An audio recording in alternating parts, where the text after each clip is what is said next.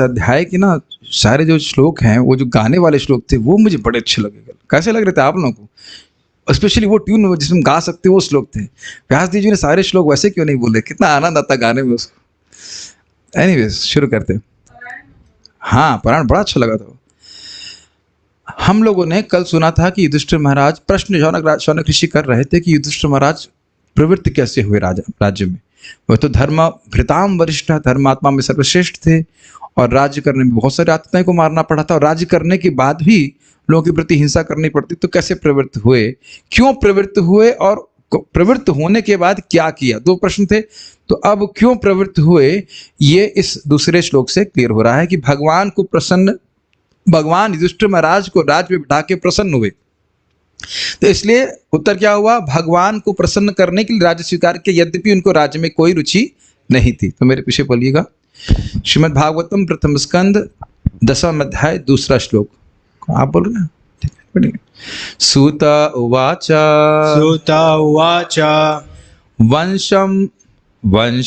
वंशं कुरोर्वंशदवाग्निनिर्हृतम्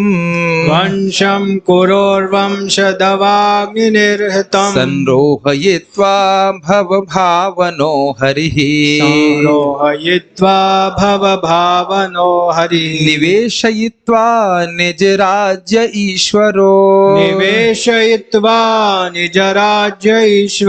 युधिष्ठिरं प्रीतमना बभूवः सूत उवाच वंशं कुरोर्वंशदवाग्निनिर्हृतम्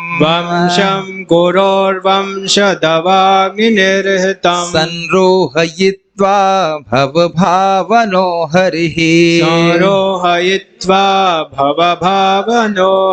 निवेशयित्वा निजराज्य ईश्वरो युधिष्ठिरं प्रीतमना बभूवः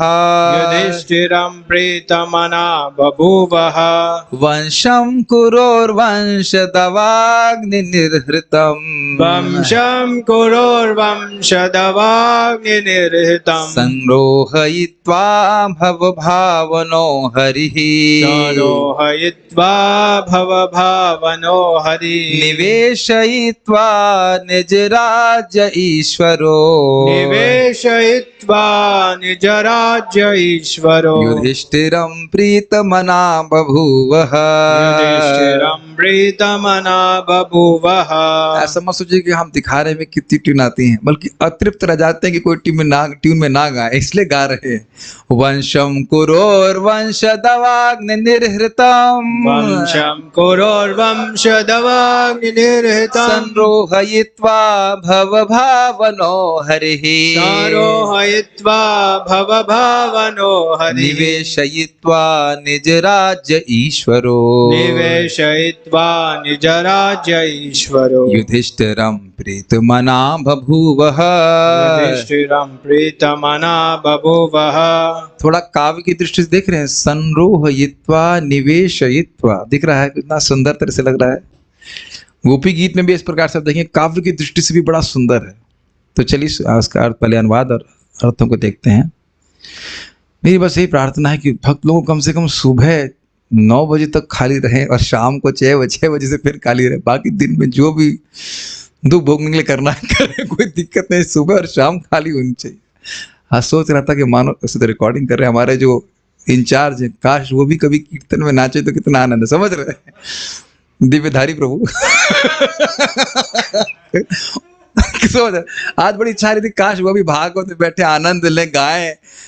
मैनेजमेंट बड़ा आसान हो जाता है, लेकिन उसी में नीम के रस में पीना चाहिए, नीम के रस में लोग निवेश करना चाहते हैं। नाम नहीं रख रहे। अनुवाद। सूत गोस्वामी ने कहा, विश्व, देखो गलत नहीं बोल रहे हैं, परिचित मना से बड़ा मैनेजर कोई रहा नहीं और वो भागवत का आनंद ले रहे हैं। और ये भी कह रहे हैं, महाराज बोलते कह रहे थे, पता नहीं कहाँ बोल रहे थे कि मैं तो केवल आज तक दुख भोगा हूँ, सुखदेव गोस्वामी जी, केवल दुख भोगा हूँ, आज कथा सुन रहा हूँ आपके मुख से तो आनंद आ रहा है। अनुवाद। सूत गोस्वामी ने कहा, विश्व के पालनकर्ता भगवान श्री कृष्ण महाराज युधिष्ठिर को उनके साम्राज्य में पुनः प्रस्थापित करके एवं क्रोध की दावाग्नि से विनष्ट हुए कुरुवंश को पुनर्जीवित करके अत्यंत प्रसन्न हुए। अच्छा, अब आप ये देखिए कि इस अनुवाद को देखेंगे तो लगा नहीं कि अच्युत गोस्वामी जी ने उत्तर दिया, और ऐसा लग रहा है कि एकदम डिस्टेंट बात कर रहे हैं।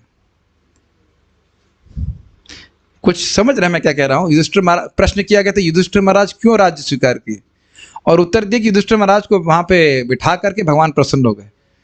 तो ये उत्तर दिखता नहीं है लेकिन है उत्तर। कृष्ण, नहीं समझ में आ रहा है मेरा बात? प्रश्न था युधिष्ठिर महाराज प्रवृत्त क्यों हुए, राज्य में क्यों प्रवृत्त हुए, और अच्युत गोस्वामी बोल रहे हैं उत्तर में कि युधिष्ठिर महाराज को राज्य में बिठा करके उनको राज्य प्राप्त करा के भगवान खुश हो गए। तो लग रहा है उत्तर है ये, ऐसा लग नहीं रहा है उत्तर है। तो श्रीधर स्वामी क्लियर करते हैं कि ये उत्तर है, अर्थात भगवान को प्रसन्न करने के लिए युधिष्ठिर महाराज राज्य स्वीकार किए। कि सारा युद्ध, सब कुछ जो कुछ हुआ था ये कृष्ण को संतुष्ट करने के लिए था। अर्जुन भी अब बोले ना कि मैं समझ गया हूं, मेरा मोह नष्ट हो गया है, और करिष्ये वचनम था नष्ट मोहो स्मृतिर्लब्ध्वा तत्प्रसादात् मयाच्युतः स्थितोस्मि गत संदेह करिष्ये वचनम तव। मेरा मोह नष्ट हो गया है भगवान, आपकी कृपा से मेरा संदेह नष्ट हो गया कि मेरा कर्तव्य क्या है। मेरा कर्तव्य है आपको सुखी करना, मेरे को समझ में आ गया है, इसलिए आप जो बोलेंगे वो मैं करूंगा। और पहले भी हम सुन चुके हैं वासुदेवानु अनुमोदितः। तो ये उत्तर आप समझ में आ रहा है कि उत्तर किस प्रकार से, कि कृष्ण प्रसन्न हो जाएंगे, इसलिए युधिष्ठिर महाराज ने राज्य को स्वीकार किया। कृष्ण किन चीजों से प्रसन्न हुए जरा देखते हैं श्लोक में।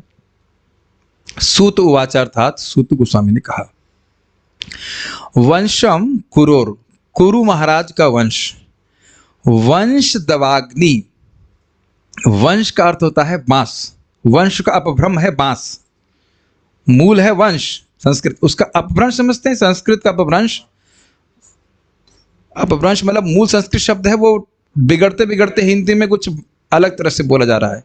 तो वंश मूल है और उसका अपभ्रंश है बांस। तो जैसे बांस का झुरमुट समझते हैं, बांस एक साथ बहुत जगह लगते, एक बांस से बहुत सारे बांस निकल आते हैं, इसीलिए वंश, जिसको हम वंश कहते हैं, उसकी तुलना बांस से की जाती है। बांस की एक जगह आप जड़ लगा दीजिए, उसमें बहुत सारे मतलब बांस फूट जाते हैं, तो इससे एक व्यक्ति होता है, उसके 2 बच्चे, फिर 2 बच्चे से और बच्चे, फिर इस प्रकार से बांसों की तरह झुरमुट फैल जाता है। समझ में आ रहा है कि नहीं भाई? शांतनु महाराज, उनके पुत्र हुए भीष्मदेव, और सत्यवती से हुए थे विचित्रवीर चित्रांगद, है ना। अब एक व्यक्ति से 3 बांस के मतलब हो गया ना, भीष्मदेव से चले आगे कुछ नहीं हुआ, फिर विचित्रवीर और चित्रांगद, चित्रांगद मर गए, फिर विचित्रवीर से नहीं हुआ कोई, तो उसके बाद फिर इन्होंने व्यासदेव जी ने 3 पुत्र उत्पन्न करवाए, फिर उसमें से धृतराष्ट्र से 100 पुत्र उत्पन्न हो गए, फिर पांडु महाराज से 5 कह लीजिए, उनके थ्रू मान ले, जो भी कह ले को। तो आप देख रहे हैं किस प्रकार से वंश फैल रहा है, कैसी प्रकार से वंश फैलता है कि नहीं महाराज। कभी कभी कोई ब्रह्मचारी बनने होता है, उसको तो कहते हैं कि हमारा वंश रुक जाएगा। हमारे भक्त बता रहे थे, जब घर छोड़ रहे थे तो उनकी माँ बोल रही थी कि वंश हमारा रुक जाएगा, ये होगा। तो पिताजी कहे, कौन सा हमारा वंश बहुत बड़ा है, कौन सा बड़ा महान वंश है कि नहीं, है ना। तो इस प्रकार से लोग सोचते हैं बड़े पराक्रमी पैदा हुए, क्या फर्क पड़ता है कि वंश बंद हो जाएगा। हाँ, कौन से रजवाड़ों का वंश है। तो अब आप समझ रहे हैं वंश दवाग्नि क्यों कह रहे हैं, जरा समझिए। बांस के पेड़, दवाग्नि मतलब संसार दामन, जंगल की आग। तो जंगल में बांस का जंगल है मानिए, ठीक है, तो कोई आग लगाने नहीं जा रहा है, आपस में घर्षण से हवा चलती है और आपस में घर्षण से वह अग्नि प्रकट हो जाती है, उससे सब ध्वस्त हो जाता है। तो उसी प्रकार से कुरु मतलब दुर्योधन आदि और पांडवों के बीच में जो कलह हुई, उसकी क्रोध की अग्नि से ये सारा वंश ध्वस्त हो गया। ये समझ में आ रहा है, वंश कुरु और वंश दवाग्नि निर्हृतम, जिससे पूरा वंश कुरुवंश नष्ट हो गया था।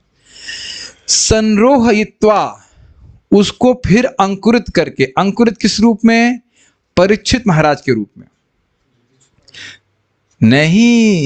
नहीं, अगर आपको याद हो, हम लोग पहले भी सुन चुके हैं कि परीक्षित कुरु तंतवे, याद आ रहा है, कुरु वंश को बढ़ाने के लिए भगवान श्री कृष्ण ने परीक्षित महाराज की रक्षा करी। तो जो अंकुर था, इसको आप लोग बड़ी आसानी से समझ सकते हैं जिन्होंने गन्ने की खेती देखी। बताइए कितने लोगों ने गन्ने की खेती देखी है? ओके, सब लोग जानते हैं एकदम। मैंने जब आंखों से देखा हुआ तो समझ में आ रहा है। गन्ने की खेती को पूरा काट करके जला दिया जाता है और फिर उससे अंकुर उत्पन्न होने लग जाता है। तो वो अंकुर कौन था? परीक्षित महाराज। उसकी भगवान ने ब्रह्मास्त्र से रक्षा करी थी। तो भव भावनो हरि। अब भव भावन के कई अर्थ हैं, लेकिन भव भावन का अर्थ एक है कि जो भक्तों के भव अर्थात उद्भव को भावयति, अर्थात उसकी चिंता करते कि भक्तों का उद्भव हो, भक्तों का उत्कर्ष हो, ऐसे श्री हरि। उद्भव मतलब उत्कर्ष। जैसे बच्चा अगर उत्कर्ष को प्राप्त होता है, उन्नति को प्राप्त, उन्नति समझते, उन्नति को प्राप्त होता है, तो बच्चे जिस प्रकार से पिता हमेशा अपने पिता अपने बच्चों की उन्नति के बारे में सोचता है ना, तो कह रहे हैं भव भावना का अर्थ ये हुआ कि अपने भक्तों की उन्नति के बारे में जो हमेशा श्रीहरि सोचते हैं। ये एक अर्थ है, बाकी और व्यर्थ लिए जाएंगे। पहली लाइन क्लियर हो रही है। कुरु वंश जो निर्हृतम जल गया था, कैसे खत्म हो गया था? वंश दावाग्नि, अपने वंश की ही क्रोधाग्नि से जो ध्वंस हो गया था। वंश धावाग्नि का मतलब हो गया जैसे बांसों के अग्नि प्रकट हो जाती है रगड़ से, ऐसे आपस की कलह से वह अग्नि प्रकट हुई, लड़ाई हुई, तो वह सब मारे गए। तो उस अग्नि के से जो वंश नष्ट हो गया था उसको संरोहित्वा अर्थात अंकुरित करके किसके रूप में? परीक्षित महाराज के रूप में। भव भावनो हरि, हरि जो अपने भक्तों की उन्नति चाहते हैं वह प्रीत मना बभुआ। उसको जोड़ लीजिए ऐसे, प्रीत मना बभुआ। पहली लाइन की से मालूम चल रहा है कि भगवान कृष्ण क्यों संतुष्ट हुए। परीक्षित महाराज को बचा करके भगवान संतुष्ट हुए, एक कारण, ठीक। दूसरा, निवेशयित्वा निज राज्य ईश्वरो, जो ईश्वर हैं, हरि ईश्वर हैं, सर्वनियंता हैं, वह निज राज्य में, यानी कि जो युधिष्ठिर महाराज का राज्य था उसमें युधिष्ठिर महाराज को निवेशयित्वा निवेशित करके, बैठा करके, प्रीत मना बभूवः, वह सुखी हो गए। दूसरी लाइन समझ में आ रही है? अच्छा, इसका एक और अर्थ है, निरराज्य ईश्वर, जो ईश्वर भगवान कृष्ण का ही राज्य था। अरे सब कुछ तो भगवान का ही है। तो उस निज राज्य में, अपनी संपत्ति में, पूरी पृथ्वी पे, अपने राज्य पे, अपनी पृथ्वी के ऊपर युधिष्ठिर को स्थापित करके प्रीत मना बभूवः। बभूवः मतलब हो गए, और प्रीत मना मतलब उनको बहुत प्रीति हुई, उनको अच्छा लगा। दो कारण समझ में आ रहे हैं भगवान के प्रसन्न होने के। क्या पहला कारण है? युधिष्ठिर महाराज को पृथ्वी का राज्य देकर के, जो उनका खुद का राज्य था या भगवान की संपत्ति थी, वह देकर के संतुष्ट हुए। और दूसरा कारण क्या था? परीक्षित महाराज को बचा करके। दोनों ही चीजें महत्वपूर्ण है, क्योंकि जब जान रहे हैं भगवान कृष्ण की, जब कृष्ण चले जाएंगे अपने धाम को तो युधिष्ठिर महाराज राज्य नहीं कर पाएंगे, तो उसके बाद एक वैष्णव राजा ही होना चाहिए, तो वह है परीक्षित महाराज। ठीक है, अन्वय देखिए। कुरुह अर्थात राजा कुरु का, वंशम अर्थात वंश, वंश दावाग्नि बांसों से लगने वाली जंगल की आग के समान कलहा अग्नि के द्वारा। क्लियर समझ में आ रहा है? निर्हतम तो दग्ध ही हो गया था, मतलब प्राय खत्म ही हो गया था। पांडवों को छोड़कर कोई बचा नहीं था और उनके भी बच्चा कोई बचा नहीं था। संरोहयित्वा तो ऐसे वंश को पुनर्जीवित करने के लिए, पुनर्अंकुरित करने के लिए, फिर से शुरू करने के लिए, भव भावना विश्व के पालक। अब देखिए, एक अर्थ मैंने लिया था भक्तों की उन्नति का, अब अगर आप यहां ले लें भव भावना अर्थात विश्व के पालक, तो क्या अर्थ होगा? यह समझते हुए कि विश्व के पालन करने के लिए एक वैष्णव राजा आवश्यक है, इसलिए परीक्षित महाराज को संरोहित्वा यानी कुरुवंश को संरोहित्वा अर्थात कुरुवंश को परीक्षित महाराज के रूप में अंकुरित करके भगवान प्रसन्न हुए। नहीं समझ में आ रहा है? भगवान पालन करते हैं लेकिन लोगों के माध्यम से करते हैं। भाई भगवान तो बच्चों का पालन कर ही रहे हैं, लेकिन माता पिता के द्वारा नहीं कर रहे। ज्ञान दे रहे हैं लेकिन गुरुओं के माध्यम से नहीं दे रहे। Make sense? तो भगवान भी चाहते हैं कि वैष्णव राजा रहे ताकि समाज में सभी लोग भगवान के भक्त बने। क्लियर समझ में आ रहा है? तो पांडव के बाद कौन रह गया महान वैष्णव? तो रहा नहीं कोई। तो परीक्षित महाराज जब के रूप में जब फिर से अंकुरण आ गया तो भगवान से प्रसन्न हुए, क्योंकि भगवान विश्व के पालन करता है और वो समझ गए कि ये व्यक्ति अब पालन करेगा मेरी इच्छा के अनुसार पूरे विश्व का। तो ये भव भावन का आशय समझ में आया। भव भवन मतलब भगवान विश्व के पालक हैं, तो अपने प्रतिनिधि के रूप में परीक्षित महाराज की रक्षा कर ली, ताकि ये वैष्णव तरीके से, भक्ति के तरीके से लोगों का पालन करेंगे तो भगवान प्रसन्न हुए। ये एक अर्थ है। ईश्वर परमेश्वर हरि यानी भगवान श्री कृष्ण युधिष्ठिरम निज राज्य निवेशयित्वा, युधिष्ठिर को उनके राज्य में पुनः स्थापित करके प्रीतमना बभूवः, अपने मन में प्रसन्न हो गए। तो यानी उत्तर समझ में आया। भगवान श्री कृष्ण को प्रसन्न करने के लिए युधिष्ठिर महाराज ने राज्य स्वीकार किया, और कुड़ करके नहीं किया। आप कृष्ण को प्रसन्न तो करना है, ठीक है, नहीं, जैसे कृष्ण प्रसन्न हो वैसे राज्य भी किया हुआ। अभी आप आगे देखने वाले हैं। श्रीधरे, युधिष्ठिर ने देखा कि मेरे राज्य करने से भगवान श्री कृष्ण को प्रसन्नता होगी, इस बात का विचार करके वे राज्य करने में प्रवृत्त हुए। क्लियर, कठिनाई नहीं है। उसी अभिप्राय से सूत जी ने कहा कि गुरु के विनष्ट वंश को परीक्षित की रक्षा करके श्री भगवान ने उसको पुनः अंकुरित कर दिया। ये भी स्पष्ट समझ में आ गया। कुरु का वंश रूपी दवाग्नि से ही विनष्ट हो चुका था। वंश दवाग्नि निर्हतम पद का विग्रहार्थ इस प्रकार है। वंश रूपी वन में परस्पर में उत्पन्न क्रोध रूपी जो अग्नि थी, उसी ने उसको जला दिया था। ये समझ में आया कि कठिन है कुछ? जैसे बांसों के झुरमुट में या जंगल में आपस में घर्षण से ही अग्नि प्रकट हो जाती है, तो उसी प्रकार से कुरुवंश में आपस की ही कलह, कोई बाहर का व्यक्ति नहीं आया, उसी ने आपस में कलह करके जला दिया। उस वंश को भगवान ने पुनः अंकुरित कर दिया, और उसके बाद उन्होंने युधिष्ठिर को उनके राज सिंहासन पर बिठा दिया। कुछ यही बात आपको हिंदी में गीता में याद आ रही है। चौथे अध्याय में भगवान क्या बोलते हैं शुरुआत में? ये ज्ञान सबसे पहले मैंने सूर्यदेव को दिया, फिर सूर्यदेव ने विवस्वान सूर्यदेव, ठीक है, मनु महाराज को दिया, और मनु महाराज ने इक्ष्वाकु को दिया, और उसके बाद एवं परंपरा प्राप्तम इमम राजर्षियः विदुः, तो राजर्षियों की परंपरा में ज्ञान दिए थे। नहीं, भगवान चाहते थे कि भगवत गीता का ज्ञान लीडर्स को प्राप्त हो। कोई तो मुझे पूछ रहा था कि गीता का ज्ञान अगर हाँ, वो इंटरव्यू लेने आए थे, IAS वालों को प्राप्त होगा तो क्या होगा ऐसे करके। मैं बहुत अच्छी बात होगी, भगवान इस प्रकार से कर ही रहे हैं।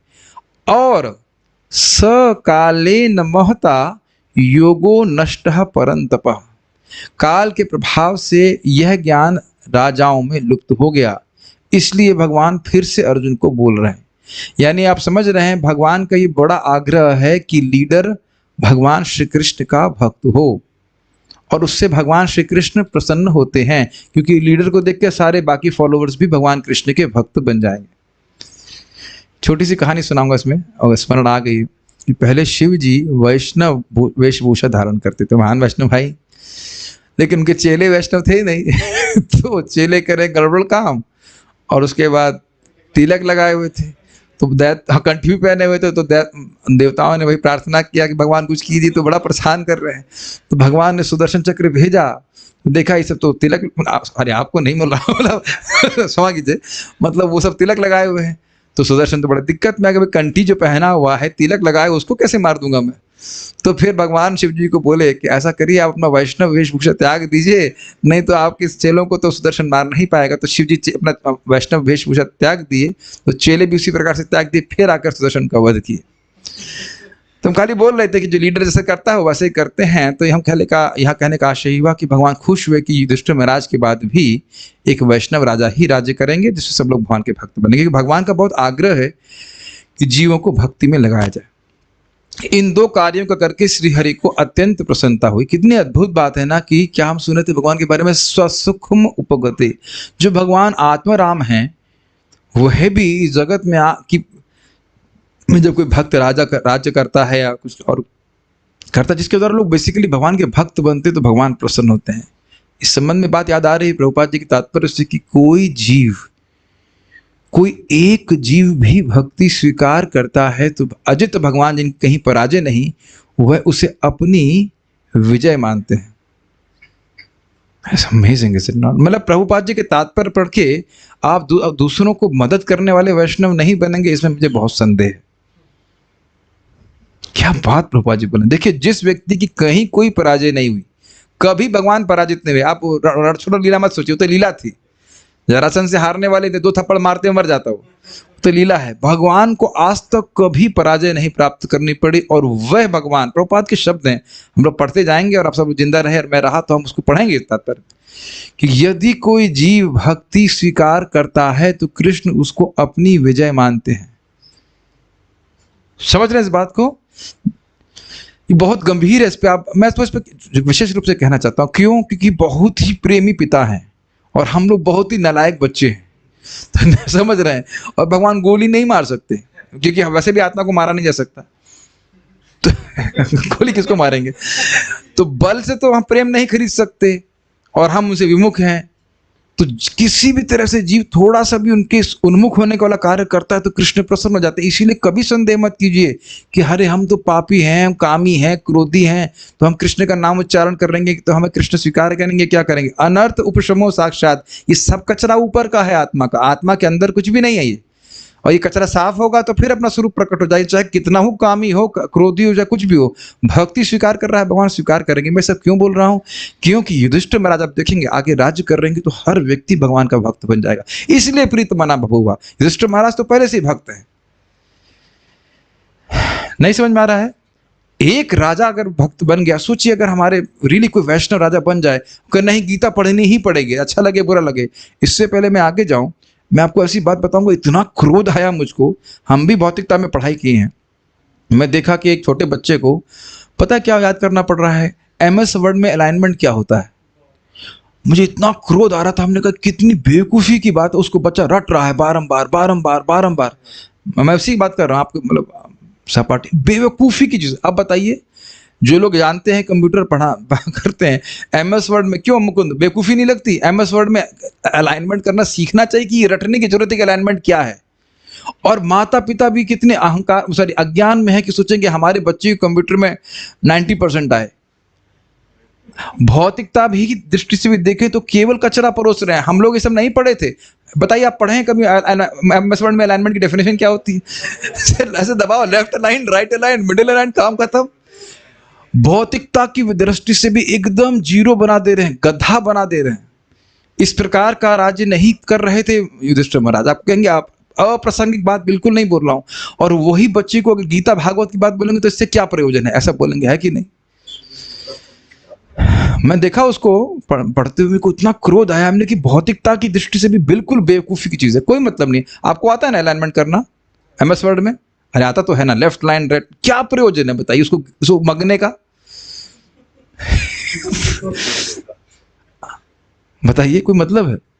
जैसे मान लीजिए कुकिंग करना सीखे तो रोटी को, इसको रोटी कहते हैं, उसको अरे रोटी कहते हैं, नहीं भाई रोटी बनाना सीखो। तो मैं इसलिए बोल रहा हूं कि भगवान श्री हरि कृष्ण जानते थे कि युधिष्ठिर महाराज राज्य बन गए तो अब वर्णाश्रम के अंतर्गत पहले बात तो वर्णाश्रम की अच्छी व्यवस्था होगी और सब लोग भगवान की भक्ति नेचुरली करेंगे।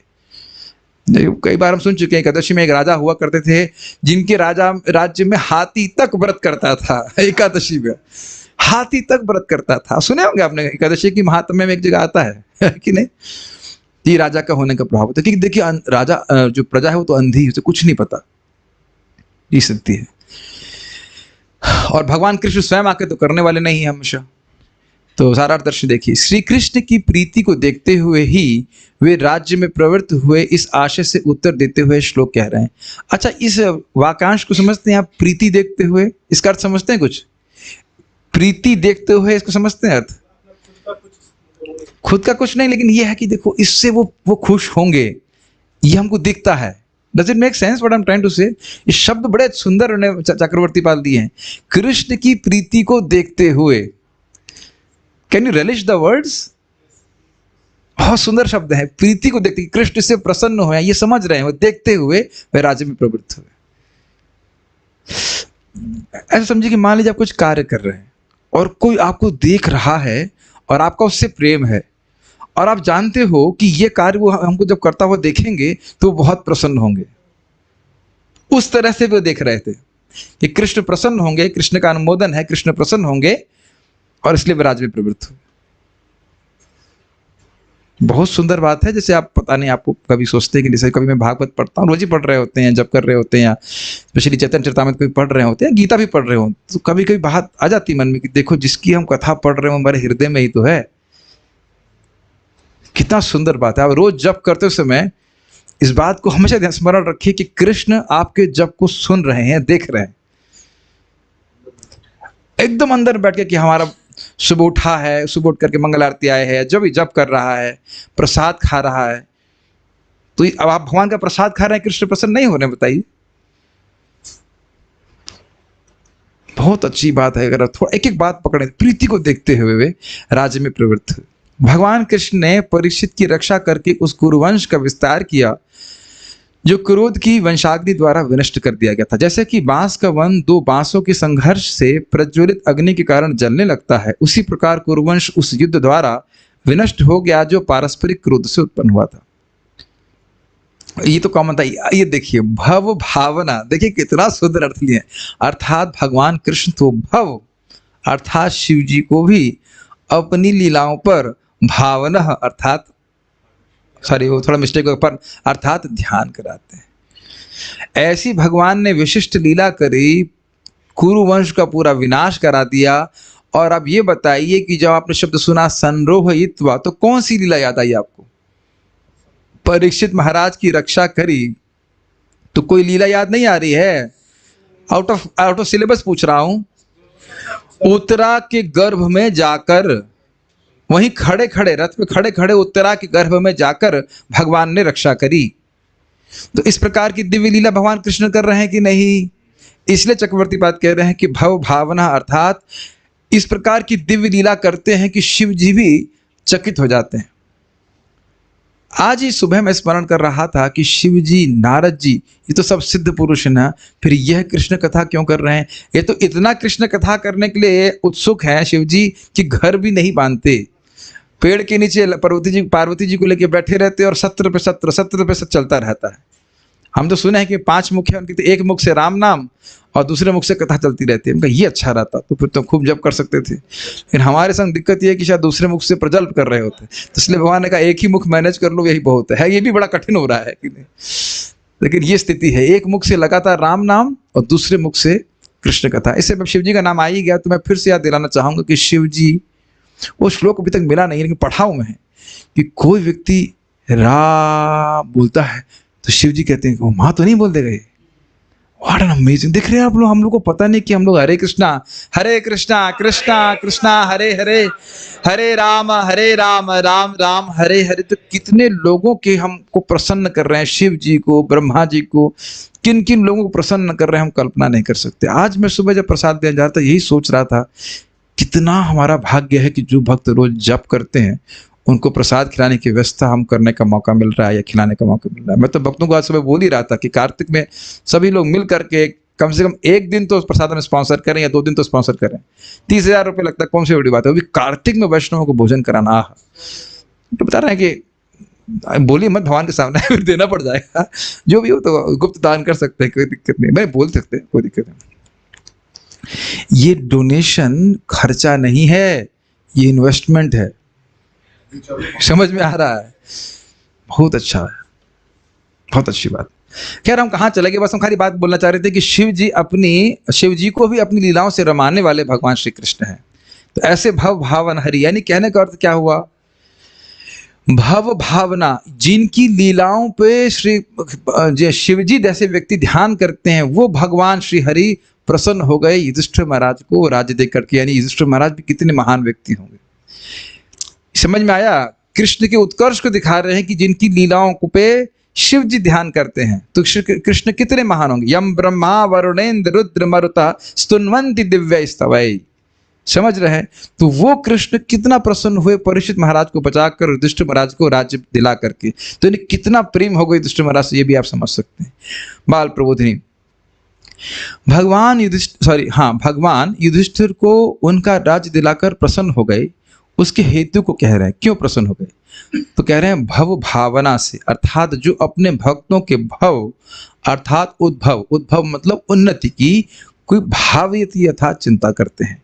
अब दूसरे एंगल से देखिए, युधिष्ठिर महाराज कहाँ थे? एकदम जंगल में पड़े हुए थे, सारा राज्य छूटा हुआ था। तो भगवान श्री कृष्ण हमेशा अपने भक्तों का उत्कर्ष चाहते हैं, तो इसलिए चाह रहे थे कि हमारा भक्त इधर जंगल में ना पड़ा रहे, विश्व का राजा बने और जगत का पालन करे। तो इसलिए इस प्रकार की चिंता करने वाले भव भावना हरि प्रसन्न हुए। ऊपर से गया, समझ में आया। पांडव लोग दुखी थे कि नहीं अपना राज्य वगैरह सब खो करके? तो जैसे किसी का बेटे का अर्थव्यवस्था खराब हो तो पिता को दुखी नहीं होगा। आपको पता है ना कि इंद्र जब उनका राज्य छूट गया था तो अदिति माता बहुत दुखी हुई थी, इसीलिए तो फिर वो पयोव्रत करती हैं। भूल गए सब? प्रभु जी भूलेंगे तो तब जब हम सुने होंगे, पढ़ाई नहीं है अभी तो आपने, 8वें स्कंद तक तो हम पहुंचे ही नहीं है। तो ये भी कथा आती कि इंद्र का राज्य छूट गया था और बलि महाराज ने राज्य ले लिया था, तो अदिति माता को बहुत दुख हुआ था।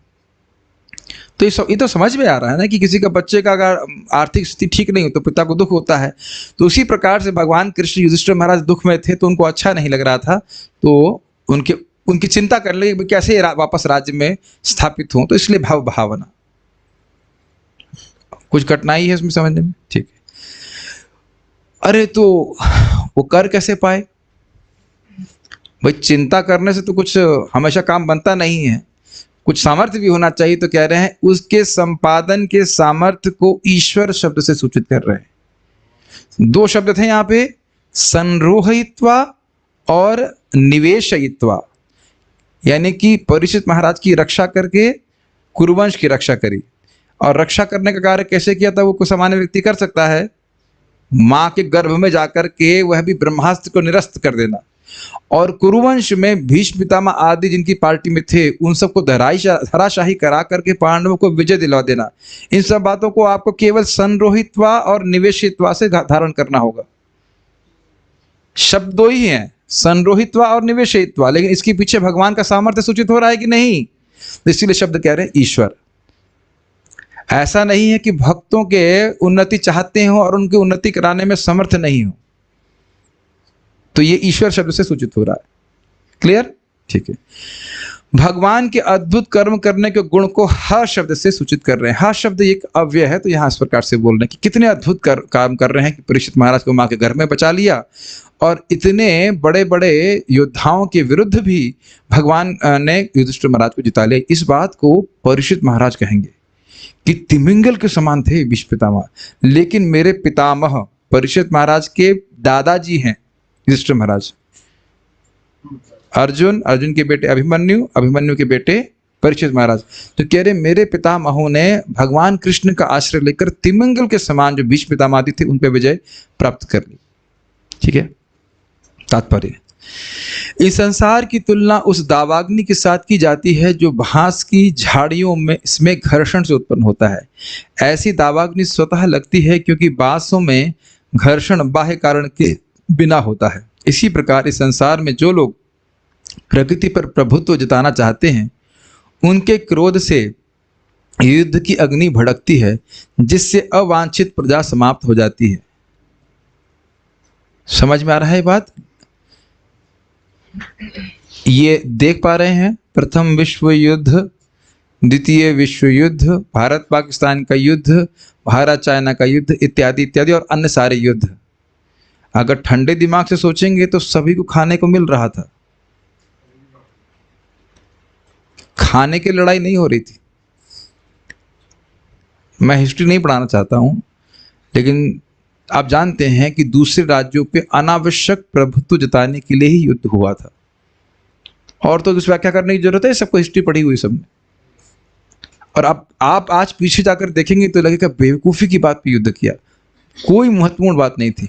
ये नहीं कह रहा था हिटलर कि अरे तुम्हारे यहाँ पे लोग वर्णाश्रम धर्म को पालन नहीं कर रहे हैं तो है कि नहीं, हम वर्णाश्रम धर्म का पालन कराएंगे, लोगों को हरे कृष्ण बनाएंगे, इसलिए हम पूरे विश्व में राज्य करेंगे। नहीं ना, केवल एक व्यक्ति की महत्वाकांक्षा के कारण। और यहाँ पे भी आप देख सकते हैं दुर्योधन की एक महत्वाकांक्षा के कारण युद्ध हुआ, नहीं तो 5 गांव देख करके शांत रह जाता, नहीं रह पाया।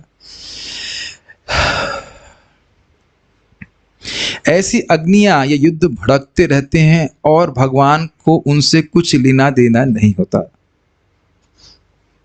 मरने दो भगवान को मतलब नहीं। लेकिन चूंकि वे सृष्टि का पालन करना चाहते हैं, अतः वे चाहते हैं कि जन समूह आत्म साक्षात्कार के सत्य पथ पर चले, जिससे जीव भगवत धाम में प्रवेश कर सकें। इसी की व्याख्या कर रहा था मैं, याद आ रहा था कि चाहते हैं कि लीडर भगवान का भक्त हो, ताकि बाकी जनता जो अंधी है आध्यात्मिक साक्षात्कार के प्रति, वह उसके प्रति उन्मुख हो जाए। देखिए आज मैं एकदम सीधी बात बोल रहा हूँ, आप सब लोग स्वीकार भी करेंगे, अगर प्राइम मिनिस्टर ने या जिसने भी निर्णय ले लिया कि कल से सारी पढ़ाई बंद, केवल संस्कृत पढ़ेंगे, इंग्लिश पढ़ेंगे, हिंदी पढ़ेंगे, बेसिक मैथमेटिक्स, मतलब अल्फा बीटा का मान नहीं, 1 + 1 2 वो सब सीख जाए, और जिसे पेट भर जाता है, और बाकी गीता भागवती पढ़ेंगे और उसके आधार पर सभी को नौकरी मिलेगी, पूरा का पूरा भारत पढ़ने लग जाएगा कि नहीं बताइए? चाहे अच्छा लगे, चाहे बुरा लगे, चाहे कुछ भी लगे। और वो अलग बात है कि ऐसा शायद संभव होगा नहीं, लेकिन मान लीजिए ऐसा हो जाए तो। और आप देखिए, आप प्रैक्टिकल देख सकते हैं, जो हमने अल्फा बीटा गामा पढ़ा उसका कोई प्रयोजन नहीं है हमारे, इवन पेट पालने के लिए भी प्रयोजन नहीं है कि नहीं? पेट भी पलता हो ये भी कोई आप नहीं कह सकते।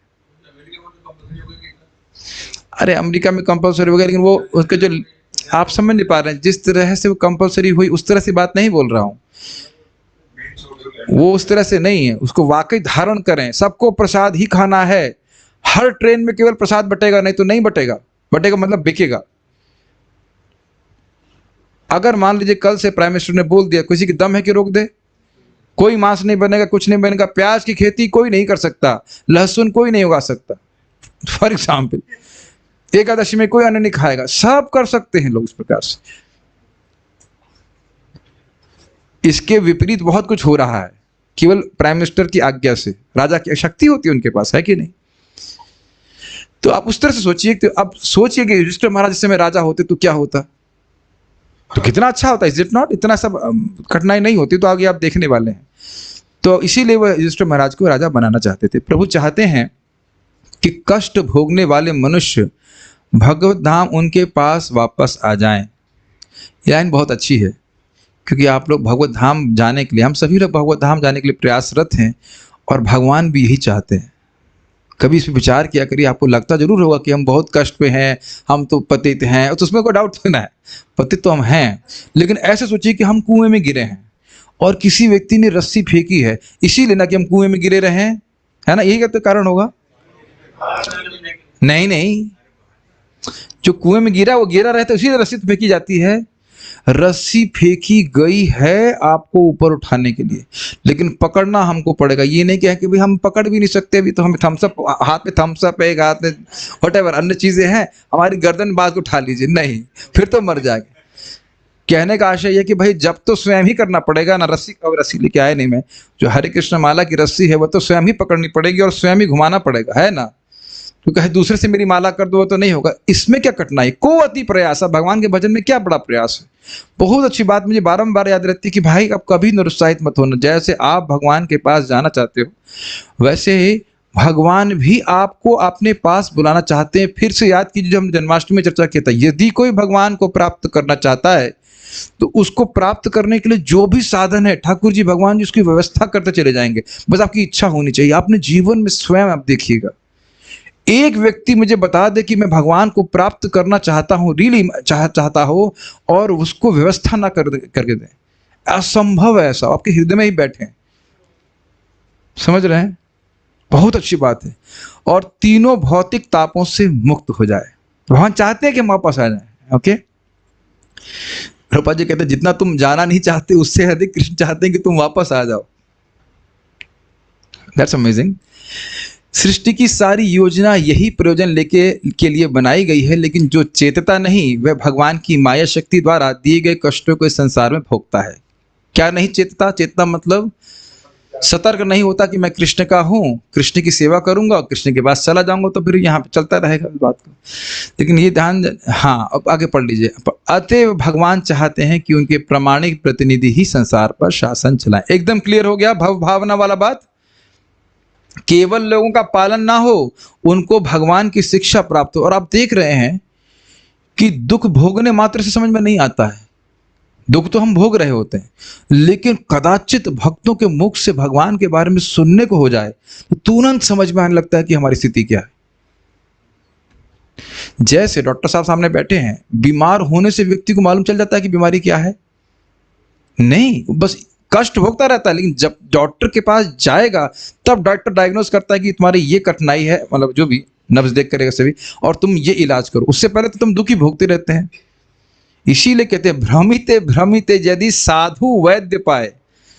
और आगे क्या था, कृष्ण मंत्र उपदेश न, ऐसे कुछ है कि जगत में भ्रमण करते करते व्यक्ति वैष्णव का संग प्राप्त करता है, तब उनके सद उपदेश के द्वारा व्यक्ति भक्ति करता है, फिर कृष्ण के पास चला जाता है, कृष्ण के पास चला जाता है।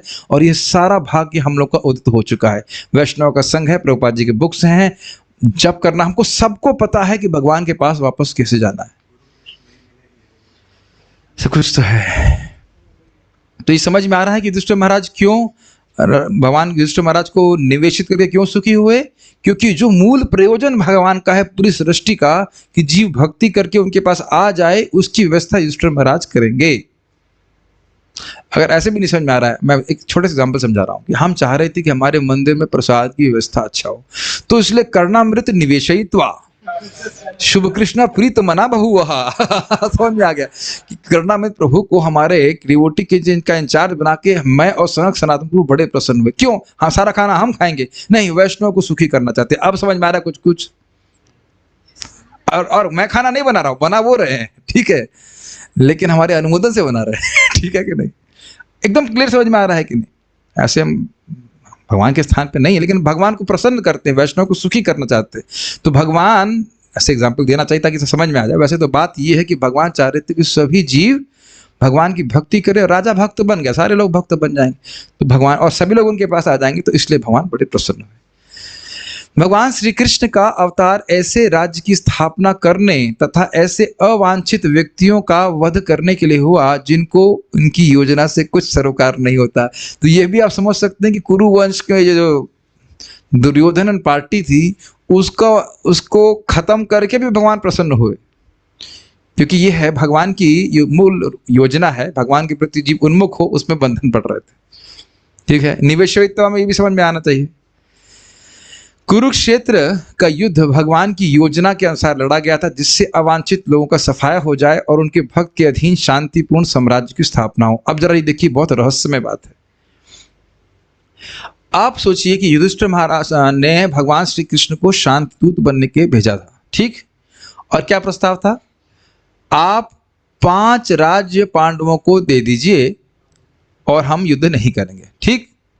अगर भगवान ने दुर्योधन को ये बात मनवा दी होती तो राजा कौन बना होता? दुर्योधन। तो अगर किसी का उद्धार होता तो खाली 5 गांवों का उद्धार होता, तो क्या भगवान का प्रयोजन सिद्ध होता? तो इसीलिए भगवान कृष्णाद्भुत कर्मणा अंदर बैठ कर दुर्योधन को नहीं मनवाए। बाहर से खूब उपदेश दे रहे हैं लेकिन अंदर से नहीं। और महाराज बता रहे थे कि दुर्योधन बोलता है, जानामि धर्मम न च मे प्रवृत्तिम जानामि अधर्मम न च मे निवृत्तिम। मैं जान रहा हूं कि धर्म क्या है, मैं मान रहा हूं कि मैं गलत कर रहा हूं, लेकिन उस धर्म को करने में मेरी प्रवृत्ति नहीं है। और मैं जान रहा हूं कि अधर्म क्या है, उसको त्यागने की मेरी क्षमता नहीं। और कोई है जो इस प्रकार से कर रहा है, वो ये नहीं समझ पा रहा, जो है वो सामने है। भगवान कृष्ण बाहर से समझा रहे हैं, देखो भगवान कैसी लीला कर रहे हैं, बाहर से समझा रहे हैं, देखो भाई आपको मांडवली कर लेनी चाहिए, संभाल लेना चाहिए, इत्यादि इत्यादि। मांडवली मराठी हो गया, मांडवाली महाराष्ट्र है ना, सामंजस्य कर लीजिए ना भाई, ना हम नहीं मानेंगे। और कहा, सुई की नोक के बराबर भी मैं राज्य नहीं दूंगा बिना युद्ध की। तो अब ये बताइए कौन करवा रहा है? भगवान करा रहे हैं। तो मूल प्रयोजन क्या था भगवान कराने का? कि युधिष्ठिर हमारा राजा बने और पूरे विश्व में भक्ति का प्रचार हो।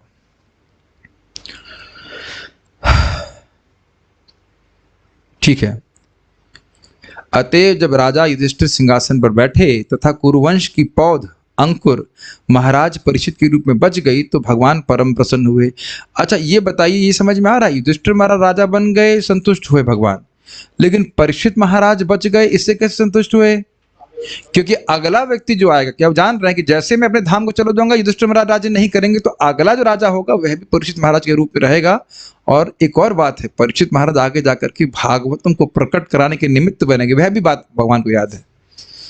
ये बहुत बड़ी बात है कि नहीं? श्रीमद् भागवतम को प्रकट कराने के माध्यम तो परीक्षित महाराज ही हैं, बाकी जो राज्य किया सो किया ही, लेकिन उन्हें ऐसा विशेष उनकी घटना हुई जीवन में जिससे वह भागवत को प्रकट कराने के माध्यम भी बने। तो इस प्रकार से परीक्षित महाराज को बचा करके भगवान प्रसन्न हुए। कल हमने कम छोटी क्लास ली थी, तो आज हम एक श्लोक और लेंगे। मेरे पीछे बोलिए कहाँ गए? यस यार रेडी। अब प्रश्न आएगा, अब उत्तर आएगा कि कैसे राज्य किया, तो उसी को हम लोग सुनने वाले हैं। वो कई श्लोकों में सुनेंगे, आज हम तीसरे श्लोक को सुन रहे हैं। निशम्य भीष्मोक्तमथाच्युतोक्तम् निशम्य भीष्मोक्तमथाच्युतोक्तम् प्रवृत्त विज्ञान विधूत विभ्रमः प्रवृत्त विज्ञान विधूत विभ्रमः शशास गामेन्द्र इवाजिताश्रयः शशास गामेन्द्र इवाजिताश्रयः परिध्युपान्तामनुजानुवर्तितः परिद्युपान्तामनुजानुवर्तितः निशम्य भीष्मोक्तमथाच्युतोक्तम् निशम्य भीष्मोक्तमथाच्युतोक्तम् प्रवृत्त विज्ञान विधूत विभ्रमः प्रवृत्त विज्ञान विधूत विभ्रमः शशास गामेन्द्र इवाजिताश्रयः शशास गामेन्द्र इवाजिताश्रयः परिध्युपान्तामनुजानुवर्तितः परिद्युपान्तामनुजानुवर्तितः। भीष्म देव तथा अच्युत भगवान श्री कृष्ण ने जो कुछ कहा था उससे प्रबुद्ध होकर महाराज युधिष्ठिर परिपूर्ण ज्ञान विषयक मामलों में व्यस्त हो गए, क्योंकि उनके सारे संदेह दूर हो चुके थे। इस प्रकार उन्होंने पृथ्वी तथा सागरों पर राज्य किया और उनके छोटे भाई उनका साथ देते रहे। देखिए, निशम्य सपदि सखी वचो निशम्य मध्य। निशम्य का अर्थ क्या था? सुन करके। निशम्य भीष्म उक्ति का अर्थ क्या होता है? जो कहा जाए वचन। निशम्य भीष्मोक्तम, भीष्म देव की उक्ति को सुनकर, अभी पिछले अध्याय में सुने थे ना भीष्म देव की। तथा अच्युतोक्तम, अच्युत भगवान श्री कृष्ण की उक्ति को सुनकर, दो लोगों की बात सुनकर के प्रवृत्त विज्ञान, युधिष्ठिर महाराज के हृदय में विज्ञान उदित हो गया। क्या विज्ञान? ये जगत भगवान श्री कृष्ण के नियंत्रण में है, कोई व्यक्ति स्वतंत्र नहीं है, मेरे कारण ये युद्ध नहीं हुआ, मैं नहीं भी करता तो ये युद्ध होता, इत्यादि। इसीलिए तो रो रहे थे ना युधिष्ठिर महाराज कि मैंने अपने भोग के लिए, इस गर्हित शरीर के लिए मैंने इतने लोगों को मरवा दिया। तो अब उनका प्रवृत्ति समझ रहे, प्रवृत्ति का मतलब उनके हृदय में विज्ञान उदित हो गया। इस पे महाराज की टीका इतनी सुंदर है, आप लोग खुश हो जाएंगे। बताता हूं मैं। जनरली विज्ञान का अर्थ आप क्या समझते हैं? फिजिक्स, केमिस्ट्री, बायोलॉजी इत्यादि, और इसमें लोग नोबेल प्राइज भी प्राप्त कर रहे हैं। तो मान लीजिए कोई केमिस्ट्री का रिसर्च कर रहा है, तो वह यह तो नहीं जान रहा है कि वो केमिकल आए कहां से। और जबकि यहाँ पे आचार्यगण विज्ञान का अर्थ क्या ले रहे हैं कि यह समझना कि सब कुछ भगवान का है और सब कुछ के नियंत्रण में है। अर्थात महाराज बता रहे थे कि जगत में लोग भगवान के बनाए हुए राज्य या जगत की विश्लेषण तो कर रहे हैं, लेकिन ये कभी प्रश्न नहीं करते कि आया किसने, बनाया किसने और इसका नियंत्रण कौन कर रहा है। कितना स्ट्राइकिंग बात है ना। तो क्या वे वाकई विज्ञानी हैं या मूर्ख हैं? मूर्ख हैं। इसीलिए नोबेल पुरस्कार प्राप्त करने के लिए वही उचित है। मूर्खों को मूर्ख ही लोग पुरस्कार दे तो बहुत अच्छा है। वैसे आपको पता होना चाहिए कि नोबेल व्यक्ति इसने बनाया था, वो भी डायनामाइट बनाया था, फोड़ने, विध्वंस करने वाला। अल्फ्रेड नोबेल ने विध्वंस करने वाली चीज बनाई और उसका पुरस्कार देख रहे हैं। पुरस्कार जो बम बनाया है उसके नाम से पुरस्कार बट रहा है, लोग खुश हो रहे हैं। ये कुछ समझ में आया आपको बात? कहने को तथाकथित वैज्ञानिक है और हम उनका सम्मान भी करते हैं। यहां तक आपने ये भी सुना होगा ना, अच्छा आप इंजीनियरिंग करके भगवान पे विश्वास करते हैं। सुना नहीं सुना? साइंस पढ़ने के बाद भी आप विश्वास करते हैं, तो उनको बोलो प्रवृत्त विज्ञान। अगर वाकई विज्ञान उदित हो जाए, रियलाइज नॉलेज, तो समझ में आएगा, करे भाई सब करने वाले तो भगवान है। महाराज बहुत सुंदर बात बता रहे थे कि जो मंदिर चल रहा है बाई चांस चल रहा है।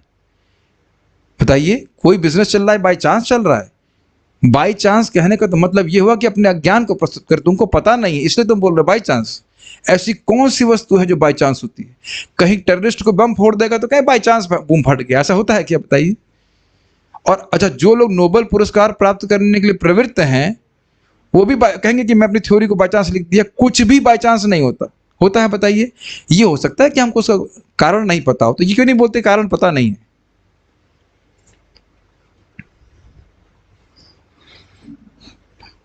तो ये देख सकते हैं कि कहने को तथाकथित वैज्ञानिक हैं, लेकिन विज्ञान में बिल्कुल भी प्रवृत्त नहीं है। तो विज्ञान का अर्थ क्या हुआ?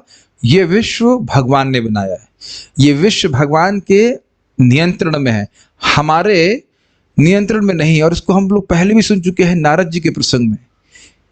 ईशस्य ही वशे लोको योषा दारू मई था। जब नारद जी की माँ मर गई थी तब वो बोल रहे थे कि पूरा विश्व ईश्वर के नियंत्रण में है, जैसे कठपुतलियां नाच नचाने वाले के संरक्षण में रहती हैं। संरक्षण नहीं, मतलब कंट्रोल में, नियंत्रण में रहती है। तो ये समझ में आया प्रवृत्त विज्ञान। प्रवृत्त मतलब ज्ञान उनके हृदय में प्रवृत्त हो गया, उदित हो गया, और समझ गए कि ना, ये युद्ध मेरी वजह से नहीं, भगवत इच्छा से युद्ध हुआ था। क्लियर? विद्युत विभ्रम, विद्युत का मतलब होता है नष्ट हो गया या पवित्र हो गया, साफ हो गया। विभ्रमण, क्या भ्रम? मैं करता हूं, मैं करने वाला हूं। कि बहुत अच्छा महाराज में बोल रहे थे। भगवान श्री कृष्ण भगवद गीता में क्या बोलते हैं? 5वां अध्याय आखिरी श्लोक, भोक्ताराम यज्ञ तपसाम सर्वलोक महेश्वरम सुहृदम सर्वभूतानाम ज्ञात्वा माम शांतिम रिच्छति। मैं सभी यज्ञ का और तपस्याओं का भोगता हूं, अर्थात सभी कर्मों से भगवान कृष्ण को ही संतुष्ट करना चाहिए। हम लोग संतुष्ट क्या क्या सोचते हैं? सभी यज्ञ और तपस्याओं से मुझे संतुष्ट करना चाहिए। बद्ध जीव, आप लोग डिवोटी हैं। उसके बाद सर्वलोक महेश्वरम, सभी लोगों के एकमात्र कंट्रोलर नियंता भगवान कृष्ण है। हम बद्ध जीव क्या सोचते हैं? हम नियंता हैं। एकदम बार बार इसको मतलब कॉन्ट्रास्ट करते हुए चलिए। उसके बाद सुहृद सर्वभूता नाम, मैं सभी जीवों का सुहृद हूं, उनका हितकारी हूं, हितकारी भी हूं और हित करने का सामर्थ्य भी है। यहां पे हम जरूर हो सकता है कि माता पिता बच्चे के हितकारी हों या सोचते हो कि हितकारी हों, लेकिन हित करने का सामर्थ्य नहीं है। ऐसी जगह पढ़ाने के वर्ड में अलाइनमेंट क्या होता है? क्या बच्चे का हित होगा बताइए? और बड़ा विश्वास है कि हाँ बच्चे का हित होगा, करना है पड़ा, यही तो कर रहे हैं ना। क्या मृत्यु से बच्चे को बचा सकते हैं? तो केवल आप, तो ये चीज ना समझने के कारण व्यक्ति शांति को प्राप्त नहीं। ये भ्रम है कि नहीं? मैं अपने कर्मों का भोक्ता हूं, ये भ्रम है कि नहीं? मैं नियंता हूं, ये भ्रम है कि नहीं? क्या नियंता है बताइए? कुछ भी नियंता नहीं। ये भी नहीं, अगर मान लीजिए पेट खराब हो जाए तो हम ये नहीं कर सकते कि हजम होगा खाना। Is it not? और अगर आप सोचते हैं कि हम नियंता हैं, जरा सांस छोड़ दीजिए 30 सेकंड के लिए, करने की जरूरत नहीं, मर जाएंगे 2-3 मिनट के बाद, मर भी जाएंगे। क्या नियंता है? करने की जरूरत नहीं है, जस्ट खाली बोल रहा हूं। यहाँ किसी को मारने के लिए नहीं बैठे। और बड़े नियंता है तो बताइए 9 बजे के बाद कितना नियंत्रण रहता है? भूख लगने लगती है कि नहीं बताइए? तो कुछ भी नियंता नहीं है, लेकिन भ्रम हो रहा है कि हम नियंता है। और हम दूसरों को जरूर दे, हम किसी को आश्रय देते हैं। भाई हम किसी को आश्रय नहीं दे सकते। अभी हम नारे सुनने वाले हैं आगे जा करके। अरे हम अपने शरीर को बचा नहीं सकते, दूसरे को क्या बचाएंगे? इसका अर्थ ये नहीं कि हम सहायता नहीं करें, लेकिन ये समझना होगा कि आश्रय देने के एकमात्र, हम तत्वता में सुन रहे थे, एकमात्र आश्रय, सर्ग विसर्ग जितना कुछ है उस सबके आश्रय एकमात्र कौन है? कृष्ण ही आश्रय है। बाकी सब आश्रित तत्व हैं। आश्रय तत्व केवल कृष्ण है, केवल कृष्ण आश्रय दे रहे हैं। क्यों? क्योंकि उन्हें किसी और के आश्रय की जरूरत नहीं है। Make sense? यहाँ पिता माता अगर मान लीजिए किसी को संरक्षण दे रहे, तभी तो दे रहे हैं ना, तो जिंदा है, या धन है, या कोई रोग नहीं है कि नहीं? वृद्धावस्था में तो आश्रय नहीं दे पाते। लेकिन भगवान कभी बूढ़े होने वाले हैं क्या? ऐसा तो नहीं। भगवान कहें आए तो हो शरण में बेटा, लेकिन अब तो मेरी लेट हो गए, तो अब मेरा सामर्थ्य नष्ट हो गया, ऐसा तो कुछ है नहीं। या महाराज भी इसमें गलते हैं। कभी भगवान को दुखी देखे हैं? मंदिर भगवान दुखी हो जा रहे, इतने लोग आ रहे हैं, 5-5-10 हजार रुपए जन्माष्टमी में इतने सारे लोग आ रहे हैं, सब वरदान मांग रहे हैं, मैं क्या करूं, खत्म हो जाए। या महाराज जो कर रहे थे कि एक बार वो है लाइफ मेंबरशिप के लिए गए थे, बहुत विनोदपूर्ण। तो व्यक्ति खुद ही बुलाया था कि हम आज आपको देंगे डोनेशन। तो महाराज घंटी दबाए, वो बाहर आया, बहुत क्रोध में महाराज से बोला। महाराज बोले, महाराज तो सब, फिर भी वो अंदर बुलाया। फिर महाराज बोले आप हमको धन दीजिए या ना दीजिए, महाराज बड़ी आप ये बताइए कि हमने ऐसा क्या कर दिया जो आप हम पे गुस्सा हो गए। तो महाराज तो बड़े प्रेम से बोलते ही होंगे ना, हमने ऐसा क्या कर दिया जो आप हमसे इतना गुस्सा हो गए। नहीं नहीं, वो हमारी मैसेज से हमारी लड़ाई हो गई। तो महाराज बोले ऐसा नहीं है कि कोई विष्णु के पास जाए, भगवान विष्णु या कृष्ण के पास जाए, विष्णु कहे भाई मेरी तो भी लक्ष्मी जी से लड़ाई हो गई है, अब बाद में आना वरदान तुमको नहीं देंगे। समझ रहे हैं कि सब हितकर्ता जो है वो कृष्ण ही है, और हित करने का सामर्थ्य भी है। ईश्वरम शब्द हम देख चुके हैं। तो हम खाली ये बोल रहे थे कि यह भ्रम उनका नष्ट हो गया, इसलिए वो खूब शांति को प्राप्त हो गए कि नहीं, भगवान की प्रसन्नता के लिए मुझे राज्य करना चाहिए। और इसीलिए शशासः, शशासः गाम, गाम का अर्थ होता है पृथ्वी, पृथ्वी पे शासन किया। इंद्र इव, इंद्र के समान। तो कहेंगे इंद्र तो पृथ्वी पर राज्य नहीं करते, जैसे इंद्र तीनों लोकों पे राज्य करते हैं। अजिताश्रय, ध्यान से सुनिए, शशास गामेंद्र इव अजिताश्रय। अजित का अर्थ यहां पे है कृष्ण या फिर उपेंद्र। शशास गाम अजिताश्रय, ऐसे पकड़िए। युधिष्ठिर महाराज ने पृथ्वी का राज्य किया भगवान कृष्ण के आश्रय में। अब इसकी तुलना कैसे दे रहे हैं? इंद्र इवा अजिताश्रय, जैसे इंद्र अजित अर्थात उपेंद्र भगवान विष्णु ही भगवान वामन के आश्रय में रहकर तीनों लोगों का राज्य करते हैं। बहुत सुंदर, यानी कि जैसे देवता के समान राज्य किया, इंद्र जैसे धर्म के साथ चल करके उपेंद्र वामन देव के आश्रय में रह करके राज्य करते हैं, उसी प्रकार से भगवान ने राज्य किया। अब इसमें एक और बात भी है, इंद्र के बड़े भाई हैं वामन देव के छोटे, और श्री कृष्ण युधिष्ठिर महाराज के छोटे भाई हैं। तो जिस प्रकार से यद्यपि इंद्र के छोटे भाई हैं उपेंद्र, लेकिन वो जान रहे हैं कि भगवान हैं, इसलिए उनके आश्रम में रह करके राज्य कर रहे हैं। और भगवान कृष्ण भी युधिष्ठिर महाराज के छोटे भाई हैं, फिर भी जान रहे हैं कि भगवान है, तो उनके आश्रय में रह करके, उनके अनुगत्य में रहकर, उनके अनुमोदन के अनुसार वह राज्य कर रहे हैं। ठीक है, कितना राज्य था? तो कह रहे हैं परिधि उपांतम।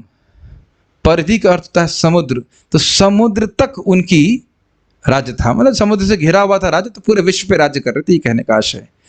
और उसका कह रहे हैं अनुजानुवर्तितः, उनके भाई अर्थात पांडव जन उनके अनुवर्ती थे। अनुवर्ती मतलब उनके सहयोगी थे, उनके पीछे आगे कार्य चलने वाले थे। इस पर तो ये समझ में आ रहा है कि कैसे राज्य किया, कुछ आ रहा है। देखिए कैसे राज्य किया, ये सिद्धांतिक रूप से यहां बता रहे हैं, और किस प्रकार से समृद्ध हुई थी उनके राज्य में पृथ्वी, वो अगले श्लोकों में बताएंगे। कैसे राज्य किया? जैसे इंद्र उपेंद्र के, भगवान उपेंद्र के आश्रय में रहकर पूरे तीनों लोकों का राज्य करते हैं, ऐसे युधिष्ठिर महाराज ने पृथ्वी का राज्य किया भगवान कृष्ण के अनुगत्य में और अपने भाइयों के संग। प्रश्न था ना कि कैसे प्रवृत्त हुए, किम कारशीत, और फिर क्या किया, तो कैसे राज्य किया, उसका उत्तर यहां पे हो रहा है।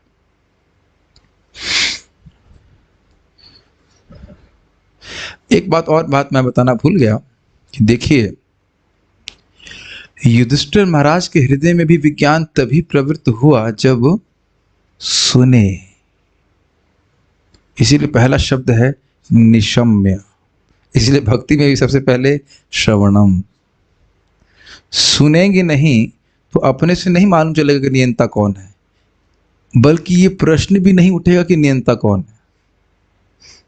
कई बार महाराज इस बात को बोलते हैं कि हम लोग जब से जन्मे हैं, आंखें हैं, इंद्रियां हैं, सब कुछ है, कभी प्रश्न नहीं करते कि दी किसने और क्यों।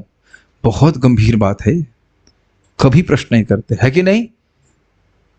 दुनिया के कोई व्यक्ति हमारी आंखें नहीं बना सकता है, कितना कठिन चीज है, लेकिन प्रश्न होता ही। जब तक भक्तों से सुनते नहीं तब तक समझ ही नहीं आता कि आंखें तो कृष्ण को देखने के लिए, भागवत पढ़ने के लिए, वैष्णव को देखने के लिए, है कि नहीं? कभी हमको आइडिया लगता था कि हाँ, उठते ही मम्मी मेरी माला कहाँ है, पैदा होते हुए पूछता है।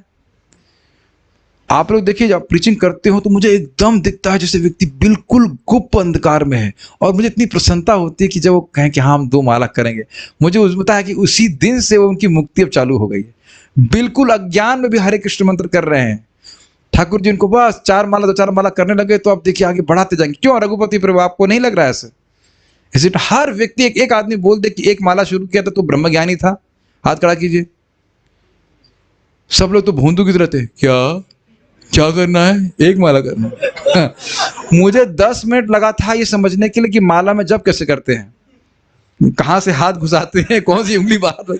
10 मिनट तक मुझे समझ में नहीं आया कि घुसे उंगली, कौन सी उंगली किधर जाती है और कैसे माला करते हैं। हम तो उंगली पे गिन लिया करते थे। प्रभुपाद जी बोलते हैं, just see how you are thinking now, it's all because of chanting Hare Krishna. देखिए कि किस प्रकार से आप सोच रहे हैं ये हरे कृष्ण मंत्र की तरह। कभी नहीं सोचना कि हरे कृष्ण मंत्र कार्य नहीं करता है, कभी भी नहीं। The holy name never goes in when, कभी नहीं। और दूसरों को देने का प्रयास करना चाहिए, तब आप सच्चे वैष्णव हैं। एनीहाउ, तो श्लोक आपको समझ में आ गया। तो सुनने की बात बहुत जरूरी है, इसीलिए खुद भी बड़ी गंभीरता से भागवत सुने। और कुछ 2-3 पॉइंट आपको समझ में आए तो आप बताइए। भाई जैसे आप दोनों लोग में बात कर रहे हैं प्रभु, भाई अपने बच्चे के पीछे लगे रहते हैं, ट्यूशन पढ़ ले, ये कर ले, कुछ अज्ञान तो इकट्ठा कर ले, मानव जीवन को सफल बना। करते तो हो, ऐसे तो बात नहीं करते। तो क्या इसी तरह से जो आप लोग भागवत में सुनते हैं, आप कुछ नहीं बता सकते कि देखो बेटा, कृष्ण भगवान ही नियंत्रण कर रहे हैं और आपकी बच्ची तो बुद्धिमान है। और मैं आपके उपलक्षण से सभी माता पिताओं को बोल रहा हूँ, जो भी भागवत सुन रहे हैं, अपने बच्चों के संग बैठ करके बताइए कुछ, बेटा हमने ये सुना भागवत में, ये बात कीजिए। इससे हाँ आप लोग बताते हैं, उससे आपका खुद का ज्ञान बढ़ता है। ठीक है, आगे बढ़ते हैं।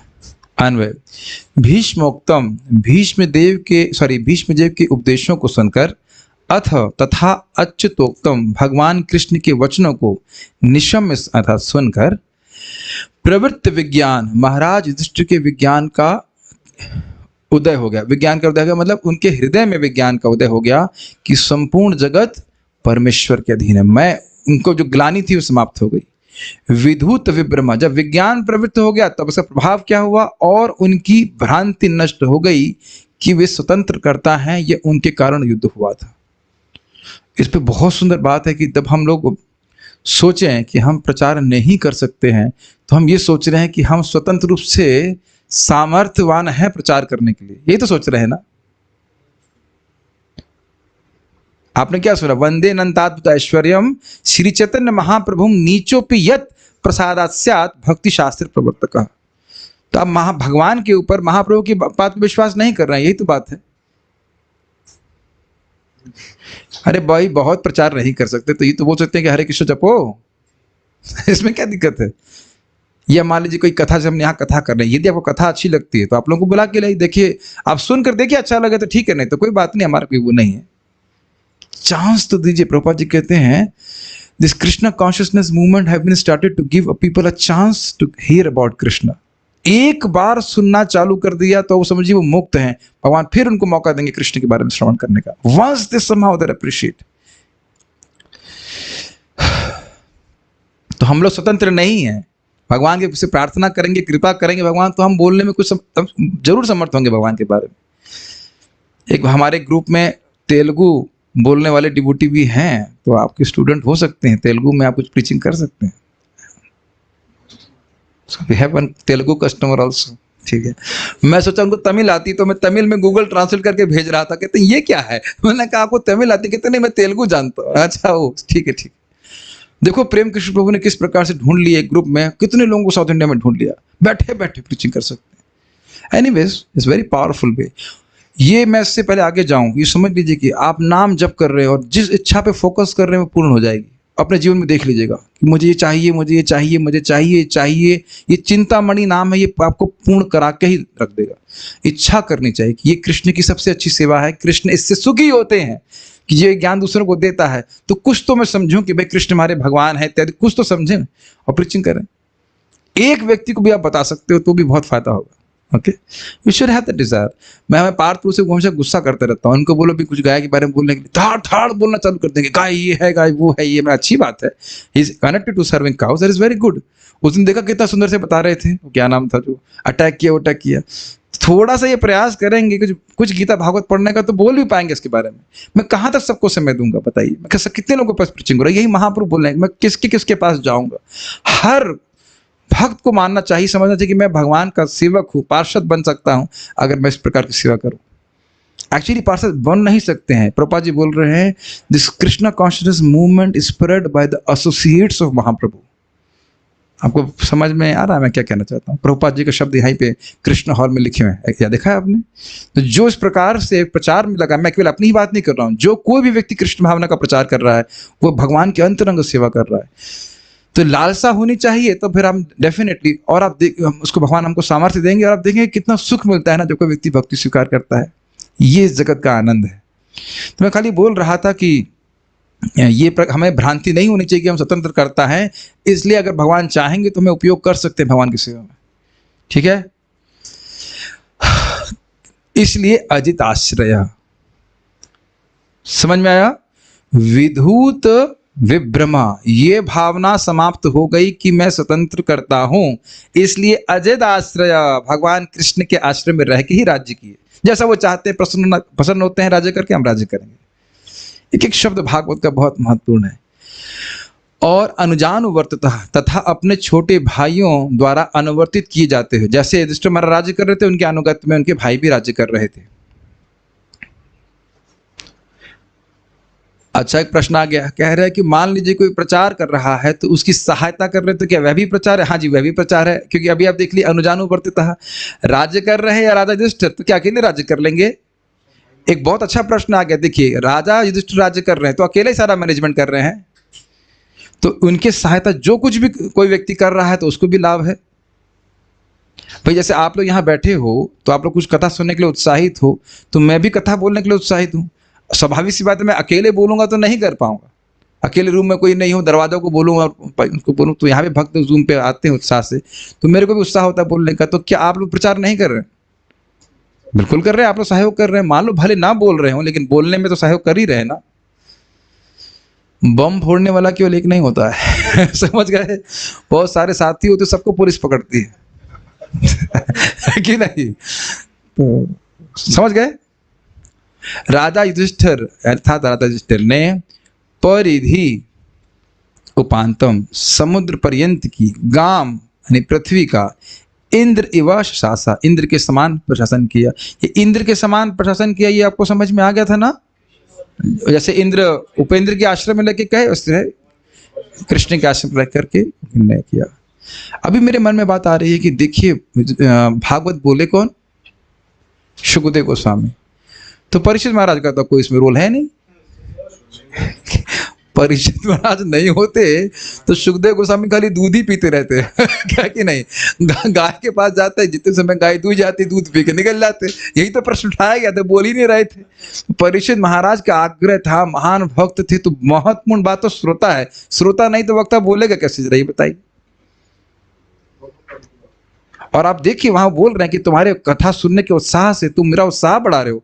ब्रह्म मोहन लीला उसी तरह से शुरू हुई थी, तो इसलिए आप लोग का भी मैं देख रहा हूँ बहुत उत्साह है, तो उत्साह पर दिखाना पड़ता है। अब 8 बजे प्रसाद आता है, उससे पहले कैसे हम नहीं, is it not like that, is it not?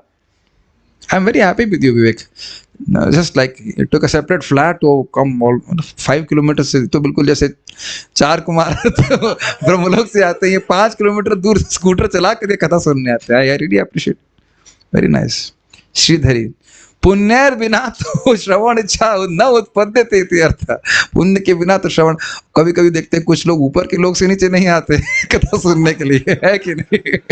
कुछ बहाना करके, और हमारे भक्त देखो 5 किलोमीटर दूर से आ रहे सुनने के लिए। श्रीधरी, महाराज युधिष्ठिर के राज्य में होने वाली प्रवृत्ति का कारण बतलाकर उन्होंने क्या किया, इस प्रश्न का उत्तर सूत जी ने निशम्य इत्यादि श्लोक के द्वारा दिया है। स्पष्ट है? वैसे आपको बहुत इजी लग रहा होगा, लेकिन देखिए लिंक मालूम होने से कितना रुचि लगती है ना। ये बोला तो फिर यह क्यों बोला, फिर वह क्यों बोला, ऐसे करके। अब मैं पढ़ता जाऊंगा, आपको समझ में आ जाएगा। प्रवृत्त विज्ञान विधूत विब्रह्म, अर्थात भीष्मदेव के उपदेश को सुनकर तथा भगवान श्री कृष्ण की बातों को सुनकर युधिष्ठिर को यह ज्ञान हो गया कि यह जगत परमात्मा के अधीन है, स्वतंत्र नहीं। ठीक है, यही बोल रहा था। जिसके कारण उनको जो यह भ्रम था कि मैं युद्ध करने वाला हूं, यह भ्रम मिट गया। बहुत सारी बातें हैं, उनको ये भी समझ में आ गया कि भी दुर्योधन की ऐसी बुद्धि देने वाले भी भगवान कृष्ण ही है, और सारा बाकी ये जो कुछ भी होना था, द्रौपदी का अपमान है, जो कुछ भी हुआ वह भगवान की व्यवस्था से हुआ, सब कुछ उनको समझ में आ गया क्लियर। क्योंकि पहले भी वो भीष्म पितामह बोल चुके हैं कि देखो तुम लोग विप्र धर्म अच्युत आश्रय में हो और फिर भी दुख प्राप्त कर रहे हो। तो वहीं बात क्लियर हो गई। तो जो कुछ भी हो रहा है ये इनकी इच्छा से ही हो रहा है, कृष्ण की इच्छा से हो रहा है। ये हम लोग सब सुन चुके हैं कि नहीं जी। ये बहुत अच्छा है कि हमारे जीवन में कई बार ये प्रैक्टिकल लेसन हमारे लिए है कि कई बार ऐसे लोगों से हमें डील करना पड़ेगा जो बड़े ही अजीब तरह से डील करते हैं। Is it not? आप क्लियर समझ में आ रहा है कि भाई भगवान की इच्छा के बिना वो ऐसा बर्ताव नहीं कर सकते कि नहीं? आप कहोगे यार ये कैसे कर रहा है, why he can behave like this. है था ना, आप देखते ही होंगे। आज ही व्यक्ति छोटी सी बात बताऊं, मैं और कौन, विपिन प्रभु बगल में बैठे थे ना, कौन बैठा था, हाँ आप ही तो मेरे बगल में बैठे थे। तो एक व्यक्ति का थोड़ा डिस्टर्ब था माइंड, हम दोनों कृष्ण के बारे में कुछ बात कर रहे थे, तो वो बोला, तो वो भी प्रसाद पा रहा था, कहते प्रसाद पैसा लेते समय बोलिए मत। तो हमने कहा फिर आप क्यों बोल रहे हैं? हमने कहा आप भी मत बोलिए। आप बोल क्यों रहे? प्रसाद लेते समय नहीं बोलना चाहिए, तो आप भी मत बोलिए। कोई प्रयोजन, मतलब कोई मतलब नहीं। लेकिन दुनिया में ऐसे लोग मिलेंगे जो आप उनका मुंह देखेंगे, भाई ये क्यों ऐसा कार्य कर रहे हैं, बोलने की क्या जरूरत है इस तरह से। So you remember that Krishna इस प्रकार से बुलवाते हैं, कई बार तो आपकी सहिष्णुता चेक करने के लिए। मैं इससे पहले आगे जाऊं बताऊंगा विनोद की बात। मैं मंगल आरती बता चुका हूँ, मंगल आरती गा रहा था, एक व्यक्ति पीछे आया और टैप किया इधर, आप बहुत गलत कर रहे हैं, इस तरह से नहीं गाना चाहिए। इधर देखा तो उसको क्या हुआ भाई, पहली बार शक्ल भी जानता नहीं उसको। ठीक है ठीक है, माना नहीं, फिर टैप किया, नहीं आप बहुत गलत कर रहे हैं। मैंने कहा कृष्ण बलराम ऐसी परीक्षा इस टाइम क्यों ले रहा है? फिर वो चला गया, एनीवेज व्यक्ति चला गया। खराब तो लगता ही है ना, तो नहीं कह रहे। तो खैर हम बात कर रहे थे तो याद आ जाता है बात है कि भाई जो कुछ बोल रहे हैं वो कृष्ण उनको प्रेरित कर रहा है इस प्रकार से। इसलिए अपने मन को स्थिर कर लेना चाहिए। मुझे याद है कि हमारे राष्ट्र में एक व्यक्ति आया था, मैं सुबह स्नान करने के लिए गया तो उसने बोला, नया डिवोटी था, मुझे बोला क्या आपने मेरा टूथपेस्ट चुराया है?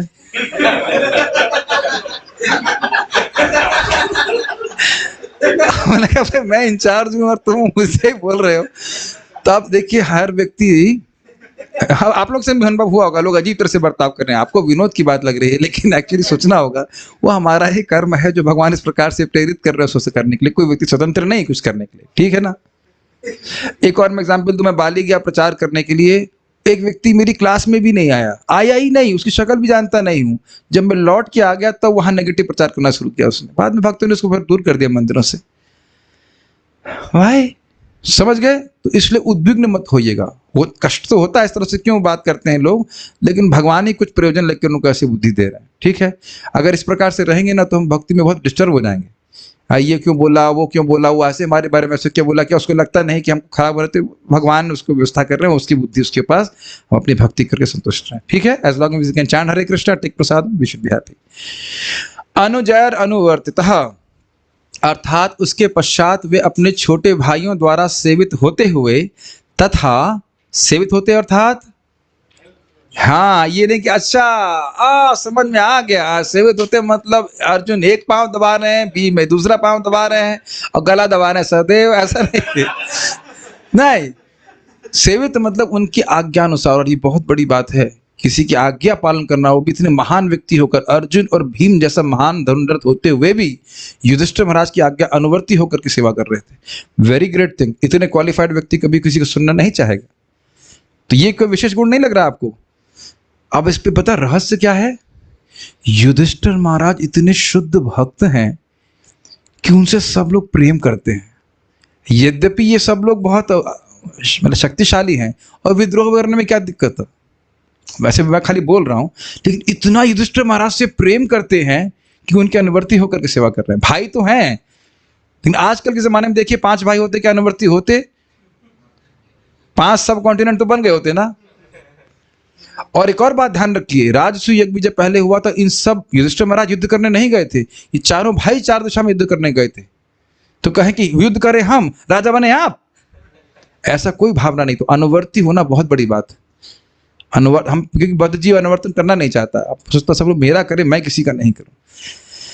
तथा अजित आश्रय, अर्थात भगवान श्री कृष्ण को ही अपना आश्रय मानते हुए समुद्र पर्यंत की पृथ्वी का पालन करने लगे।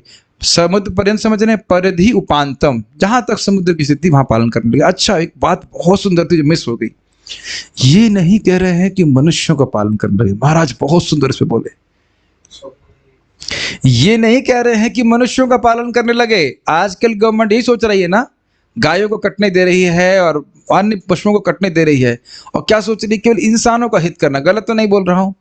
और यहां शब्द क्या है, शशास गाम, पृथ्वी का पालन करने लगे, मतलब पृथ्वी पे जो भी जीव थे उन सबको वह अपने बच्चे की तरह पालन करने लगे। ये अर्थ है। बहुत अच्छा पॉइंट मिस होने वाला था। ऐसा नहीं कि बकरा काट करके इंसानों को खिलाओ।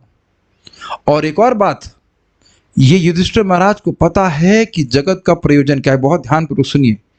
जगत का प्रयोजन है कि हर जीव अपनी चेतना की उन्नति करे। क्लियर समझ में आ रहा है? तो चींटी को भी, सभी को किसी तरह से हरि नाम सुनाई पड़े, प्रसाद खिलाए, खाने को मिले, इस प्रकार की व्यवस्था वह करके रखे। इसीलिए तो आप जान रहे हैं ना कि गृहस्थों का ये नियम है कि भगवान का प्रसाद भोग लगाएं, फिर छिपकली तक को खिलाएं। कितनी छिपकली सेवा की है आपने? नहीं किया? कुछ बहुत सारी भरी हुई हैं। अच्छा ठीक। छिपकली को, पेड़ को तो नहीं खिला सकते प्रसाद, लेकिन चूहे को, सबको प्रसाद खाने को मिले। पेड़ में, हाँ, पेड़ में आप प्रसाद हम जल दे सकते हो। व्हाट अबाउट दैट आइडिया माता जी? अरे यहाँ तो ब्रज का पेड़ तो अपने आप में संत है, कोई दिक्कत नहीं है, लेकिन ये एक बहुत अच्छा आइडिया है। हर भक्त, zoom devotees, now you start nursery also, offer your water to Krishna, और वो प्रसाद जल आप पेड़ों को दे सकते हैं। That's a very good. उसमें भी तो जीवात्मा है और कृष्ण उस प्रकार से प्रसन्न होते हैं। या क्या तुलसी जी की बात तो हम जब करते ही हैं, आप जानते हैं। वैसे अन्यथा भी हरे कृष्ण मंत्र जब बोल जोर से बोलते हैं तो जो छिपकली है और जो भी इसको ध्वनि को सुन रहा है वह सब लाभान्वित होगा। ठीक है? तो अब मैं ये सब बातें क्यों बोल रहा हूं? पृथ्वी का शासन करने लगे, अर्थात सभी जीव कृष्ण की ओर उन्मुख हों, यह व्यवस्था करके चल रहे थे। चाहे वो पेड़ हो, चाहे वो छिपकली हो, और चाहे वो चंडाल हो, चाहे ब्राह्मण हो, सभी भगवान की सेवा में लगे, ये कहने का आशय। जानवर भी। इसलिए पृथ्वी का शासन कर रहे हैं, महाराज बता रहे थे, केवल इंसानों का शासन नहीं कर रहे थे। सारार्थ दर्शनीय। देख रहे हैं कि एक भागवत के श्लोक में कितनी बातें छुपी हुई हैं। प्रवृत्त विज्ञान, अर्थात वह ज्ञान जो उनके हृदय में उदित हुआ वह यह था कि संपूर्ण जगत भगवान पर आश्रित है और उनसे स्वतंत्र नहीं है। स्पष्ट है। विद्युत विभ्रमा, अर्थात वह इस भ्रम हो गए कि मैं करता हूं मतलब मैं स्वतंत्र करता हूं, इस भावना से। गाम अर्थात पृथ्वी और स्वर्ग। शशास गाम इंद्र इव अजिताश्रय, ये श्लोक था। तो कह रहे हैं कि जिस प्रकार पृथ्वी का शासन वह इस प्रकार से करने लगे कृष्ण के आश्रय में, जैसे गाम अर्थात स्वर्ग का शासन इंद्रदेव करते हैं उपेंद्र के आश्रय लेकर। तो गाम के दो अर्थ हैं, पृथ्वी और स्वर्ग, तो इस प्रकार से ले जाएगा। अजित अर्थात कृष्ण अथवा उपेंद्र। अजित आश्रय का अर्थ हो सकता है कि कृष्ण का आश्रय या फिर वामन देव का आश्रय, अर्थात वामन देव दोनों को ही इंगित करता है। तो इंद्र उपेंद्र की शरण लेते हैं। ये समझ में आ पा रहा है? संस्कृत दिखाई एक बार, मुझे नहीं विश्वास है कि समझ में आ रहा है। शशास गाम इंद्र इवा जिताश्रय, इस पूरी लाइन को एक बार लीजिए। शशास गाम इंद्र, जिस प्रकार से गाम अर्थात स्वर्ग को इंद्र उस पे राज्य करते हैं, किसका आश्रय लेकर के? उपेंद्र का आश्रय लेकर। उस प्रकार से युधिष्ठिर महाराज ने गाम अर्थात पृथ्वी का राज्य किया कृष्ण का आश्रय लेकर। क्लियर? ठीक है, आगे बढ़ते हैं। उम्मीद है कि क्लियर हो गया। अभी क्वेश्चन आंसर आएगा तो मालूम चलेगा। परिधि अर्थात समुद्र और इंद्र के संबंध में संपूर्ण दिशा मंडल भी है। आपने शब्द देखा परिधि उपांतम, लास्ट लाइन में था परिधि। दिखाइए वापस संस्कृत, देखिए उसमें लिखा हुआ है परिधि उपांतम। तो परिधि उपांतम का मतलब हुआ कि जहां तक समुद्र की परिधि, समुद्र की लिमिट है। और दूसरा अर्थ है कि ऊपर की दिशा जहां तक जा रही है, सभी दिशा जा रही है, उस पर किसका राज्य है? इंद्र का राज्य। तो जिस प्रकार से तीनों दिशाओं में राज्य जो है इंद्र का फैला हुआ है, उसी प्रकार से समुद्र पर्यंत युधिष्ठिर महाराज का राज्य फैला हुआ था। ठीक है, स्पष्ट समझ में आ गया। ओके। इव का अर्थ आप जानते हो समान। प्रभुपाद जी का तात्पर्य पढ़ते हैं, इजी होगा आप समझना। जब महाराज युधिष्ठिर समुद्र पर्यंत परिधि उपांतम पृथ्वी पर शासनारूढ़ थे, तो उस समय भी आधुनिक अंग्रेजियत के ज्येष्ठाधिकार या सबसे बड़े को उत्तराधिकार जैसा नियम प्रचलित था, मतलब सबसे बड़े बेटे को राजा बनाना चाहिए। उस काल में हस्तिनापुर, अब दिल्ली का एक अंश का राजा समुद्रों समेत विश्व का चक्रवर्ती सम्राट होता था। और यह क्रम महाराज युधिष्ठिर के पौत्र महाराज परीक्षित तक चलता रहा। कुछ व्याख्या नहीं जरूरत है। महाराज युधिष्ठिर के छोटे भाई उनके मंत्री तथा राज्य के सेना नायकों के रूप में कार्य करते थे और राजा के धर्मात्मा भाइयों का आपस में पूर्ण सहयोग था। अनुवर्ती शब्द की व्याख्या प्रपात कर रहे हैं। जैसे हमारे हाथ हमारे अनुसार कार्य करते हैं, बिल्कुल वैसे कोई विरोध नहीं करते ना हाथ। शिला भक्ति सिद्धांत शास्त्री ठाकुर जी के कई हजार शिष्य थे और उनसे पूछा गया कि आपके कितने शिष्य? कहते हैं चार।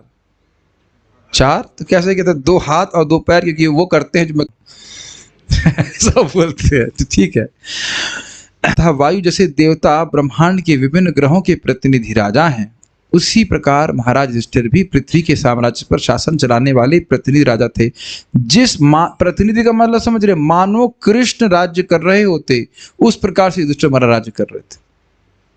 और अगर कृष्ण राज्य कर रहे होते तो सबको क्या कराते? भक्ति में प्रवृत्त कराते। इस प्रकार से युधिष्ठिर महाराज राज्य कर रहे थे। वे आधुनिक प्रजातंत्र के अल्प तरह के अप्रबुद्ध राजनीतिक नेता जैसे ना थे। अप्रबुद्ध मतलब इसके पास बुद्धि नहीं है। क्या आप लोग देख पा रहे हैं कि आजकल की तथाकथित नेता बिल्कुल भी बुद्धि से हीन है? 100%। कोई ज्ञान नहीं है जीवन के उद्देश्य के बारे में, इसलिए इसको महत्व नहीं देते। और कभी आप प्रीचिंग भी करेंगे ना तो डिप्लोमेटिकली बोलेंगे, हाँ हाँ स्वामी जी आप सही कह रहे हैं, आप सही बात सही बात, एकदम डिप्लोमेटिकली। आपको पता है वो ऊपर ऊपर से बोल रहा है, कुछ कर रहा है। हाँ भाई भक्ति करना चाहिए, कुछ तो जरूरी है, ऐसे करके ऐसा सब बोल देंगे आपको। उन्हें भीष्मदेव ने तथा अच्युत भगवान ने भी उपदेश दिया था, अतएव उन्हें हर वस्तु का पूरा ज्ञान था। गुरु कृष्ण प्रसादे पाया। यार भीष्मदेव गुरु हैं कृष्ण। कभी सोचेंगे कृष्ण डायरेक्ट आपको बोल रहे हो तो कैसा लगेगा? That's quite amazing, is it ना? 2 महीने के लिए सनातन गोस्वामी, 2 महीने के लिए सुबह से शाम तक। That's quite amazing. आजकल राज्य का निर्वाचित कार्यकारी प्रमुख कठपुतली के समान होता है, क्योंकि उसके पास राज शक्ति नहीं होती। मतलब अगर मान लो चाहे कि धर्म की स्थापना करे तो उसे नीचे उतार दे, चल नीचे उतर, साइड जावा। समझ रहे हैं? धर्म पालन करना घर में, यहाँ पे नहीं, पार्लियामेंट में नहीं। प्रभुपाद जी कहते थे पार्लियामेंट में 1 माला करने के बाद कुछ डिस्कशन होना चाहिए।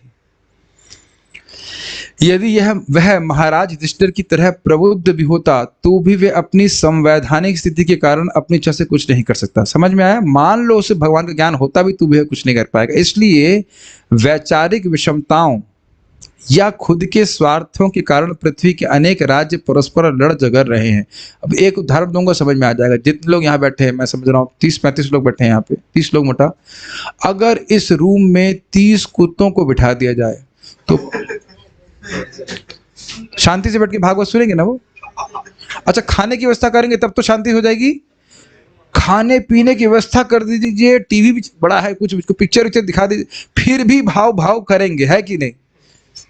बहुत खतरनाक उत्तर एग्जाम्पल दे रहे हैं। ऐसे ही भगवान से विरुद्ध चल रहा है या भगवान से विमुख जीव है, वो एकदम पशु की तरह है। चाहे कितना भौतिक स्थिति उसकी अच्छी हो जाए, वो झगड़ा करेगा ही। और आप देख रहे ही बात प्रपात कह रहे।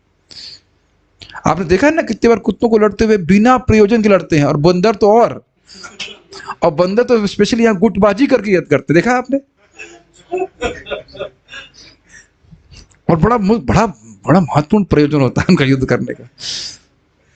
और मुझे तो कभी कभी हंसी आती है कि जब देखा है बंदर ऐसे पोल को हिलाता है कस के, तब मैं सोचता हूँ कि ये वैसे ही है जैसे हम, बुरा लगेगा लोगों को लेकिन बोल देता हूँ, जैसे देश में व्यक्ति प्रदर्शन करता है ना कि हमारे पास ये है, हमारे पास वो है, हमारे पास ये शक्ति है। ये मानसिकता तो वही है ना, शक्ति प्रदर्शन। गलत तो बोल रहे हैं। अब चक्कर ही से हम बोलेंगे, कोई सुनेगा तो गुस्सा हो जाएगा, लेकिन वो अगर वाकई सही से धरातल से सोचे तो उसके अलावा कुछ है नहीं। पॉलिश्ड एनिमल प्रभुपाद जी कहते थे। लेकिन महाराज युधिष्ठिर जैसे राजा के पास अपनी खुद की विचारधारा नहीं थी, अपने आइडियोलॉजी नहीं थी। उन्हें भी अच्युत भगवान तथा भगवान के प्रतिनिधि एवं प्रमाणिक दूत भीष्मदेव के उपदेशों का अनुगमन करना होता था। शास्त्र का उपदेश है कि मनुष्य को चाहिए कि किसी व्यक्तिगत स्वार्थ तथा स्वनिर्मित विचारधारा के बिना परम प्रमाण तथा अच्युत भगवान का अनुगमन करे। ये सब सलाने समझ में आ रही हैं? अपनी बुद्धि न लगाएं, जैसा भगवान श्री कृष्ण ने कहा वैसे करें। क्या बोलते हैं? मत चित्तः सर्व दुर्गाणी मत प्रसादा तरिष्यसि। मेज में चित्त लगाओगे तो तुम सारी कठिनाइयों से मुक्त हो जाओगे, पार कर जाओगे उनको, भगवान कृष्ण कह रहे हैं। और नहीं सुनोगे, क्या श्लोक है, न श्रोषयसी विनंश्यसी, अगर तुम मुझको, यदि अहंकारम आश्रित्य, अगर अपने अहंकार का आश्रय लेकर के तुम मेरी बात नहीं सुनोगे, समझोगे मैं अधिक जानता हूं, तो विनाश हो जाएगा। जैसे दुर्योधन ने नहीं सुना, विनाश हो गया। ये स्पष्ट समझ में आ रहा है। देखिए इस बात को समझिए। हम सोच सकते हैं कि हम अपनी बुद्धि क्यों ना लगाएं, हम क्या किसी से कम हैं, हम शरण में क्यों जाएं भगवान के, लेकिन शरण में जाना हमेशा गड़बड़ नहीं होता है। जैसे मछली अगर पानी की शरण में जाती है तो गलत नहीं करती है। हम लोग को पता नहीं है, सामान्यतः लोगों को पता नहीं कि क्या कर रहे हैं, उसका क्या प्रमाण होगा, इसलिए परिणाम होगा, इसलिए भगवान की आज्ञा के अनुसार चलना चाहिए। तस्मात् शास्त्रम प्रमाणम ते कार्य अवस्थितौ ज्ञात्वा शास्त्र विधानोक्तम कर्मं कर्तुम यहारसि। क्योंकि काम, क्रोध और लोभ नरक के द्वार हैं, इसलिए व्यक्ति को शास्त्र प्रमाण के अनुसार चलना चाहिए, गीता भागवत के अनुसार चलना चाहिए, और फिर वह भगवान के प्राप्त करता। नहीं तो यह शास्त्र विधि मुत्सृज्य वर्तते काम कारता न स सुखम अवाप्नोति न सिद्धिम न पराम गतिम। जो शास्त्र को छोड़ के चल रहा है, न से सुख प्राप्त होगा, न सिद्धि प्राप्त होगी, न भगवान के धाम की प्राप्ति होगी। समझ में आ रहा है। स्वनिर्मित विचारधारा का कोई स्कोप नहीं है, जैसा भगवान बोल रहे वैसे करना है अपने को। और जब आप भगवान का अनुगमन करते हैं तो भगवान की अचिंत असीमित शक्ति के द्वारा भगवान हमारी सहायता करते हैं, चाहे कितनी भी बाहर से कठिनाई हो। अनुगमन का बहुत फायदा है भगवान का। इसलिए महाराज युधिष्ठिर महासागरों सहित सारे संसार पर शासन कर सके, क्योंकि जो नियम थे वे अमोघ थे और वैश्विक रूप से सबों पर समान रूप से लागू होते थे। ये समझ में आ रहा है। एक ही विश्व राज्य की कल्पना तभी पूरी हो सकती है जब हम अच्युत अधिकारी का अनुगमन करें। एक अपूर्ण मानव ऐसी विचारधारा का सृजन नहीं कर सकता जो सबके लिए स्वीकार्य हो। क्या बातें प्रपात बोल रहे हैं, कितने इज्म हैं। कम्युनिज्म, सोशलिज्म, तो सोशलिज्म कम्युनिस्ट को पसंद नहीं है, कम्युनिज्म कैपिटलिज्म को पसंद नहीं है, और कैपिटलिज्म कम्युनिज्म वालों को पसंद नहीं है, क्योंकि हर व्यक्ति अपना केंद्र बना रहा है। अगर कृष्ण को केंद्र में रखेंगे, देखिए हमारे इस रूम में कितने अलग अलग स्थान से हैं, एक भी व्यक्ति एक शहर से तो नहीं है। अगर मैं अपने आश्रम की ही बात करूं, हमारे रूम में एक भी व्यक्ति, हमारे आश्रम में एक भी व्यक्ति, कोई लखनऊ से है? अरे आश्रम की बात कर रहा हूं, तो वो भी कौन सा झगड़ा कर रहे हैं। गांव में भी मान लो एक गांव से भी, तो वहां तो गांव के लोग झगड़ा कर रहे हैं ना एक एक इंच के ऊपर। ये कितना बात प्रभुपाद जी सुंदर बोल रहे हैं। कृष्ण को केंद्र में रखेंगे और वो ट्रेनिंग हो तो पूरा विश्व एकीकृत हो सकता है, लेकिन कृष्ण को केंद्र में ना रखें तो फिर कोई ना कोई बात मैं बोलूंगा, दूसरे का कुछ और मत होगा, वो संतुष्ट नहीं होने वाला। नाना मुनि नाना मत। यस, केवल पूर्ण तथा अच्युत पुरुष ही ऐसा कार्यक्रम बना सकता है जो प्रत्येक स्थान पर लागू होता है और जिसका पालन संसार के सारे लोगों द्वारा हो सके। कुछ समझ रहे हैं प्रभुपाद क्या कह रहे हैं? अच्युत आश्रय शब्द की व्याख्या कर रहे हैं। अच्युत के आश्रय में रह करके वह शासन कर रहे थे, इसीलिए पूरी पृथ्वी के सभी लोगों को संतुष्ट कर सके। Make sense? अपनी विचारधारा के अनुसार नहीं कर रहे थे। कितना ब्रिलियंट प्रभुपाद का प्रपट है। शासन चलाने वाला तो व्यक्ति होता है, निराकार सरकार नहीं, इससे कोई रूप नहीं। ठीक है, यदि व्यक्ति पूर्ण है तो सरकार भी पूर्ण है, यदि व्यक्ति मूर्ख है तो सरकार भी मूर्खों का घर है। यही प्रकृति का नियम है। अयोग्य राजाओं तथा प्रशासकों के संबंध में अनेक कथाएं हैं, जानते हैं आप। अतएव कार्यकारी प्रमुख को महाराज युधिष्ठिर जैसा प्रशिक्षित व्यक्ति होना चाहिए और विश्व पर शासन चलाने के लिए उसके पास पूरी राज सत्ता होनी चाहिए, यानी कि आध्यात्मिक एजुकेशन होनी चाहिए और शक्ति होनी चाहिए कि उस एजुकेशन को, शिक्षा को है क्या कहते हैं उसको, प्रवर्तन कर सके, वही करना है, शिक्षा को पालन करना सबको। विश्व राज्य की कल्पना महाराज युधिष्ठिर जैसे पूर्ण राज्य के राज्यकाल में ही साकार हो सकती है। पूरा विश्व ऐसे राज्य के अंदर में सुखी हो सकता है। उन दिनों संसार सुखी था क्योंकि विश्व में महाराज युधिष्ठिर जैसे राजा शासन चलाते थे। तो यह कैसा सुखी था उसका वर्णन 3 श्लोकों में हम अभी नहीं सुनेंगे, अभी क्लास समाप्त हो गई है, कल सुनेंगे। तो अब हम लोग छोटा सा बस 5-10 मिनट प्रश्न कर लेते हैं, अगर आप लोग की इच्छा हो, नहीं भी हो तो भी करेंगे। तो ये तो है ही। Okay, let's start. पहला प्रश्न, राजा कुरु का वंश किसके द्वारा विनष्ट हो गया था और इसकी तुलना किससे की गई है एवं किसके द्वारा पुनर्जीवित किया गया और कैसे? प्रश्न नोट कर लिया सबने? देख रहे हैं प्रश्न? दिख रहा है? दिखा है ना प्रश्न? जूम पे दिखा दीजिए। राजा कुरु का वंश किसके द्वारा विनष्ट हो गया था और इसकी तुलना किससे की गई है? एक मिनट, हाँ, लेट्स स्टार्ट दिस। हाँ जी, ओके। कौन उत्तर देना चाहते हैं जूम में से? रेवती माता ji, I am seeing first. Pooja माता जी, केवल प्रभा माता ji, finally she wants to speak. Go ahead माता जी, यस प्लीज। जूम दिखाए? हाँ बोलिए बोलिए माता जी। राजा कुरु का वंश वंश में उत्पन्न आपस में जो परस्पर कलह था उसके कारण जो नष्ट हो गया था। और इसकी ओके, राजा कुरु का वंश आपस की क्रोधाग्नि वंश दावाग्नि के द्वारा नष्ट हो गया था। और इसकी आगे भी तो तुलना प्रश्न है। बांसों के वंश से की गई है। जैसे इसकी तुलना बांसों के वंश से की गई, जैसे बांस आपस में घर्षण करके अग्नि उत्पन्न कर देते हैं। और किसके द्वारा पुनर्जीवित किया गया और कैसे? राजा परीक्षित को भगवान के द्वारा पुनर्जीवित किया गया। कैसे? उत्तरा के गर्भ में प्रवेश कर, उत्तरा के गर्भ में प्रवेश करके ब्रह्मास्त्र से रक्षा करी। Very good. Next question. Shridhari के अनुसार किन दो कार्यों को करके भगवान श्री कृष्ण ने कुरुवंश को पुनः अंकुरित कर दिया जिससे वे अत्यंत प्रसन्न हुए? नहीं, ये प्रश्न ठीक नहीं है।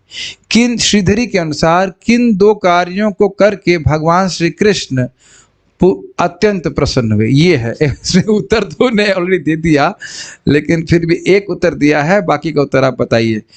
भगवान श्री कृष्ण किन दो कार्यों को करके प्रसन्न हो गए? जानकी मुकुंद से शशिकांत प्रभु, संतोष कृष्ण प्रभु, प्रिय सरोसी माता जी। शशिकांत प्रभु का और वो चलता नहीं, नेट नहीं चलता है। चलिए फिर भी प्रयास करो। Okay, will give you a chance. You should supply us saag for our devotee kitchen. Then हर दिन आपको मैं एक क्वेश्चन उत्तर देने के लिए अलाउ करूंगा। ओके, हाँ जी।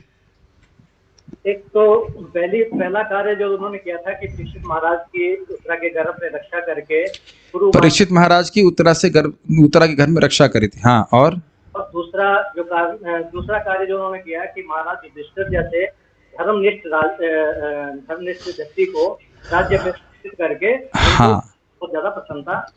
तो युधिष्ठिर महाराज को राजा बना करके भगवान प्रसन्न हुए। अब कुछ प्रश्न मेरे मन में आ रहे हैं, वो मैं पूछूंगा। इन पहले को देख लेता हूं, इसमें कुछ रहा, अभी इसमें बहुत सारे प्रश्न हो जाए। चलिए अब मैं कुछ कठिन प्रश्न करता हूं जो इसमें नहीं दिया है। युधिष्ठिर महाराज को भगवान, अभी हम पहले आप लोगों से पूछ रहे हैं, युधिष्ठिर महाराज को ही राजा बनाकर भगवान क्यों प्रसन्न हुए और परीक्षित महाराज को बचा करके भगवान क्यों प्रसन्न हुए? Rahul Prabhu, anybody else you want to speak? Sadashiv Prabhu, माता जी। ओके, पहले सदाशिव प्रभु बोल, माइक दो इनको, let him speak. This is a very good question which you have to understand. It's a very deep question. Parikshit Maharaj पहले बताइए कि युधिष्ठिर महाराज को बचा करके, सॉरी, राज्य पे बिठा करके क्यों प्रसन्न? नहीं, उत्तर नहीं पता है, आप बताइए। Let's see that it can be answered. हाँ बताइए। क्योंकि युधिष्ठिर महाराज धर्मज्ञ थे और परम वैष्णव थे। क्योंकि राजा जैसा होगा प्रजा उनके अनुगत्य में वैसा ही कार्य करेगा। तो भगवान चाहते थे कि जीव भक्ति करके उनके पास आए, जिसके लिए युधिष्ठिर महाराज मतलब उपयुक्त थे। बहुत सुंदर उत्तर, वेरी गुड माता जी। और परीक्षित महाराज को बचा करके क्योंकि उनके कुल में और कोई वैष्णव और कोई नहीं बचा। उपयुक्त वही उत्तर है। युधिष्ठिर महाराज भगवान जानते कि मैं धाम चला जाऊंगा, फिर युधिष्ठिर महाराज नहीं करेंगे, तो अगला राज्य भी परीक्षित महाराज की तरफ। Very good, very good, very good. This is very important point. देखिए, भले हमको राज्य नहीं मिला है, लेकिन अगर आप गुरु हैं या माता पिता हैं तो कम से कम एक तो प्रजा है आपके पास ना, या अन्य शिष्य, उन सबको उपदेश देना चाहिए, अपने आचरण से भी सिखाना चाहिए भक्ति करके। ये बहुत अच्छा बात था। हाँ, एक बात और भूल गए हम लोग कि भागवत को भी प्रकट कराने का साधन परीक्षित महाराज बनेंगे, ये भी उनके मन में था। ठीक है, बाल प्रबोध। अच्छा, मैं एक और प्रश्न है, ये जो माता जी ने उत्तर दिया, इसका इस श्लोक में एक शब्द है, उससे संबंध है, उसको बता करके बताइए। अभी जो माता जी ने मेरे प्रश्न का उत्तर दिया वो प्रभुपाद जी के तात्पर्य में समझाए, प्रभुपाद उसको खोल के समझाए, उन्होंने भी यही बात बताया। कोई याद आ रहा है इसमें शब्द भा से था? चलो मैं अब ऐसे सीधे प्रश्न करता हूं, भव भावना शब्द का माता जी ने जो भी उत्तर दिया क्या लिंक है? ओके पूजा माता जी, और रुक जाइए।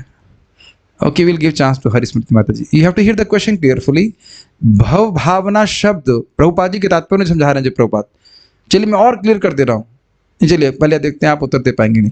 भव भावना शब्द का लिंक अभी जो हरिप्रिया माता जी ने उत्तर दिया है उससे क्या लिंक है बताइए। हरे कृष्णा प्रभु जी।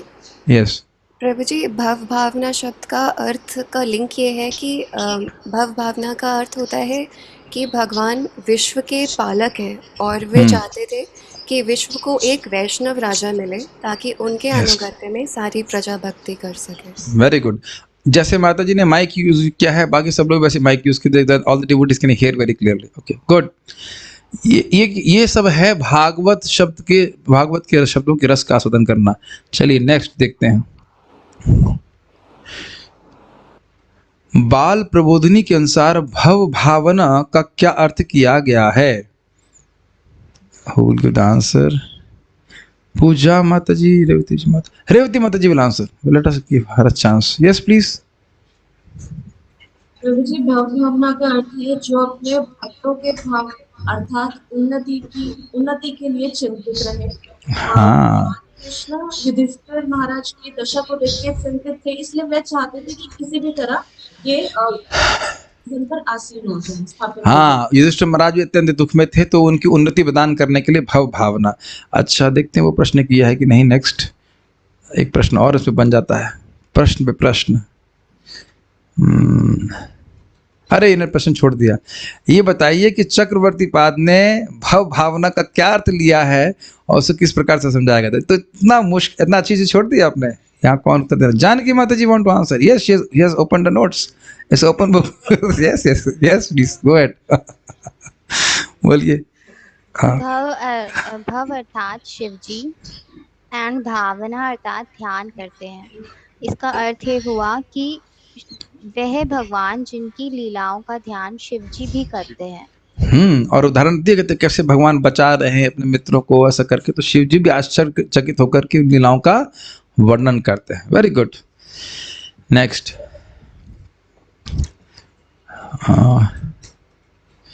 थर्ड वन, महाराज युधिष्ठिर का क्या विज्ञान उदय हुआ और कैसे? और मैं इजी दे रहा हूँ, chemistry, physics, biology, geography, history, political science. हाँ पॉलिटिकल साइंस, इसमें से कौन सा विज्ञान उदित हुआ इसको आप बताइए। कौन रह गया उत्तर देने के लिए? प्रिय श्रवसी माता ji, yes please go ahead. सब माता जी लोग उतरते हैं, प्रभु जी लोग सब अच्छा संकोच करते हैं, बड़े लोग बोल रहे हैं तो हम कैसे बोलेंगे। ठीक है, डेटा खत्म हो गया प्रभु जी इसका। ठीक है, एनीवेज बोलिए। हरे कृष्णा प्रभु जी। महाराज युधिष्ठिर भीष्म देव और भगवान के जो उपदेश या बातें थी उसको सुनकर उनके मन में विज्ञान उदय हुआ, या वो ये चीज़ जाने कि जो संसार है वह भगवान के अधीन है, स्वतंत्र नहीं है। और जो उनका ये भ्रम था कि मैंने ही युद्ध किया है या मैं ही स्वतंत्र करता हूँ, तो वह भी उनका भ्रम दूर हो गया। सबको सुनाई पड़ा उत्तर? भगवान से स्वतंत्र जगत नहीं है, विज्ञान उनके हृदय में उदित हो गया। यानी कि जब स्वतंत्र नहीं है तो उनके अनुगत होकर ही राज्य करना, उनको प्रसन्न करके राज्य करना ही सही है। ठीक है, नेक्स्ट। एक मिनट। महाराज युधिष्ठिर का क्या संदेह दूर हुआ, तत्पश्चात उन्होंने कैसे प्रशासन किया और किसके समान किया? 3 भाग हैं। क्या संदेह दूर हुआ यानी क्या भ्रम दूर हुआ, और उसके बाद उन्होंने कैसे प्रशासन किया और किसके समान किया? यहाँ कौन उत्तर देना चाहते हैं? प्रिय श्रवसी माता ji, Janaki, who has not, Pooja माता ji has not answered, so let us give her a chance. Yes please. Oh प्रिय श्रवसी माता ji, I have not seen your hand, so and next one is will be answered by Mukund Sevni, whatever the question is. Okay, बोलिए। प्रभु जी युधिष्ठिर महाराज आपकी आवाज़ बहुत कम है, क्या आपके पास mic खरीदने के भी पैसे नहीं है? हैं। हाँ तो फिर चलिए, नहीं आप बोलिए, जोर से बोलिए। प्रभु जी वो क्वेश्चन दोबारा क्वेश्चन, अच्छा हाथ पहले खड़ा कर दिया और उसके बाद ताकि क्वेश्चन किसी के पास जा ना पाए, है ना? ठीक है, हाथ पहले खड़ा कर दिया। प्रश्न ये प्रश्न ये है, रुकिए कहा गया, प्रश्न ये है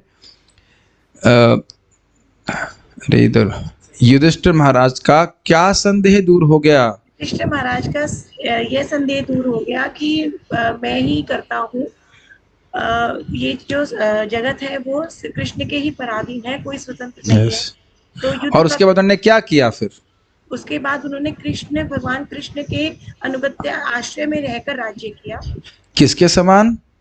इंद्र के समान, जैसे इंद्र उपेंद्र की शरण में रहे अपने भाई, छोटे उपेंद्र भाई, कौन है? उनके छोटे भाई। बस वामन देव, हाँ वामन देव, भगवान विष्णु। तो सही उत्तर दिया आपने, सही उत्तर, गुड गुड। ठीक है, हम सहायता करने के लिए तैयार हैं, ठीक है, okay. And then let's see what is the next question. Sarartha Darshini के अनुसार श्लोक से शब्दों के अर्थ सहित व्याख्या कीजिए। ये तो वही बात है, प्रवृत्ति विज्ञान, विद्युत विभ्रम और अजित। प्रवृत्ति विज्ञान आप समझ रहे हैं, सब कुछ भगवान के नियंत्रण में है। विद्युत विभ्रम समझ रहे हैं, मैं करता अलग नहीं हूं। और अजित मतलब कृष्ण या उपेंद्र। हम जल्दी करते रहे। ओह, प्रश्न समाप्त। अब हम लोग पारायण करेंगे। Thank you very much. पारायण मत छोड़िए, मुझे तो बहुत अच्छा लग रहा है पारायण। पता नहीं ये श्लोक, इस अध्याय के श्लोक तो वैसे भी बहुत अच्छे हैं। सो लेट्स स्टार्ट आवर पारायण। पारायण करने से एक एक श्लोक आपके मन में छपता चला जाएगा भाई। मैं आपको, और प्लस हम इसको करने से पवित्र होते हैं, भगवान की भक्ति बढ़ती है। सारे फायदों के बाद भी इफ़ यू वांट टू, आपको जाना है तो आपको जाना है, हम छुड़वा दूँ, जा सकते, 10 मिनट में हो जाएगा। तो इस लाभ को उठा लीजिए पूरा। Let us chant now. ये चैप्टर मुझे बहुत अच्छा लगा पारायण करने के लिए। हाँ, शौनक उवाच हत्वा स्वरिक्ता स्पृध आततायिनो युधिष्ठिरो धर्मभृतां वरिष्ठः सहानुजय प्रत्यवरुद्ध भोजनः कथं प्रवृत्तः किमकारषि ततः। सूत उवाच वंशं कुरोर्वंशदवाग्निर्हृतं संरोहयित्वा भवभावनो हरिः निवेशयित्वा निजराज्य ईश्वरो युधिष्ठिरं प्रीतमना बभूवः।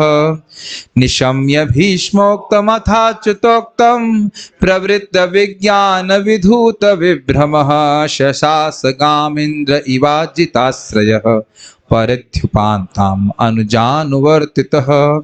कामं ववर्ष पर्जन्यः सर्वकामादुघामहि शिशिचुः स्म व्रजान् गावः पयसोधस्वतिर्मुदा। नद्यः समुद्रा गिरयः सवनस्पतिभिरुधः फलन्त्योषधयः सर्वा कामं वृतु तस्य वै।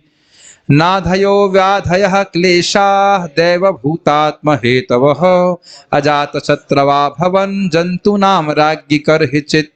उषित्वा हस्तिनपुरे मासान् कतिपयान् हरिः सुहृदां च विशोकाय स्वसुश्च प्रियकाम्ययः आमन्त्र चाभ्यनुज्ञातः परिष्वज्याभिवाद्यतम् आरुरोह रथं कैश्चित् परिष्वक्तोऽभिवादितः।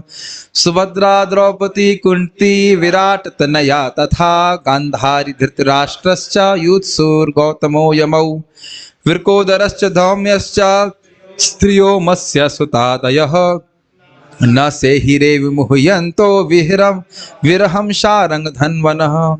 सत्सङ्गान्मुक्त दुःसङ्गो हातुं नोत्सहते बुधः कीर्त्यमानं यशो यस्य सकृदाकर्णरोचनं तस्मिन् यस्तधियः पार्थ सहेरन् विरह कथं दर्शन स्पर्श संलाप शय्यानासन भोजन। इसका अर्थ पता है, जो दुसंग से मुक्त हो गया और कृष्ण कथा को सुन लिया, वो कृष्ण कथा नहीं छोड़ सकता।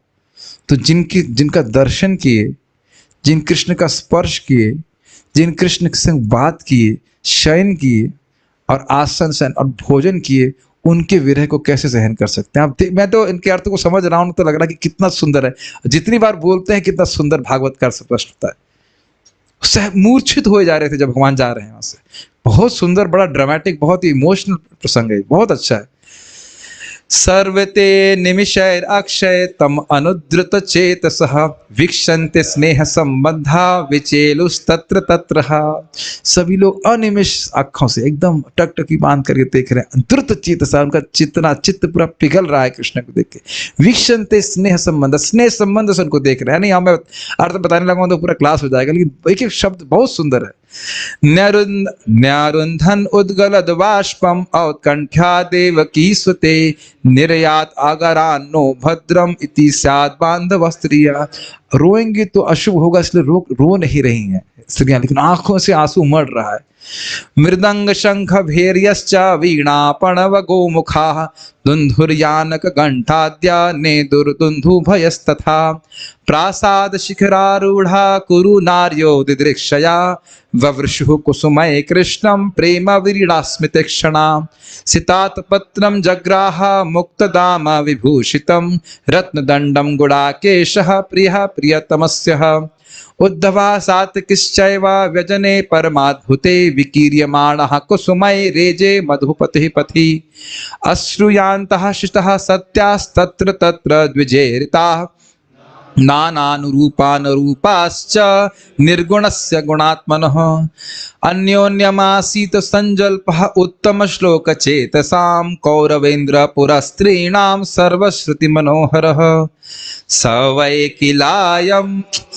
किलायं पुरुषः पुरातनो य एक आसीद विशेष आत्मनि अग्रे गुणेभ्यो जगदात्मनीश्वरे निमीलितात्मा निशिसुप्त शक्तिषु स एव भूयो निज वीर्य चोदितां स्वजीव मायां प्रकृतिं सृक्षतीम् अनामरूपमनिरूप नामनि विदित समानोऽनुससार शास्त्रकृत स वा अयं यद पदमत्र सूरयो जितेन्द्रिया निर्जितमात्मरीश्वरः पश्यन्ति भक्त्युत्कलितात्मलात्मना नन्वेष सत्वं परिमार्ष्टुमर्हति सा वा अयं सख्युनुगीत सत्कथो वेदेषु गुह्येषु च गुह्यवादिभिः य एक ईशो जगदात्मलीलया सृजत्यवत्यत्ति न तत्र सज्जते यदा हि धर्मेण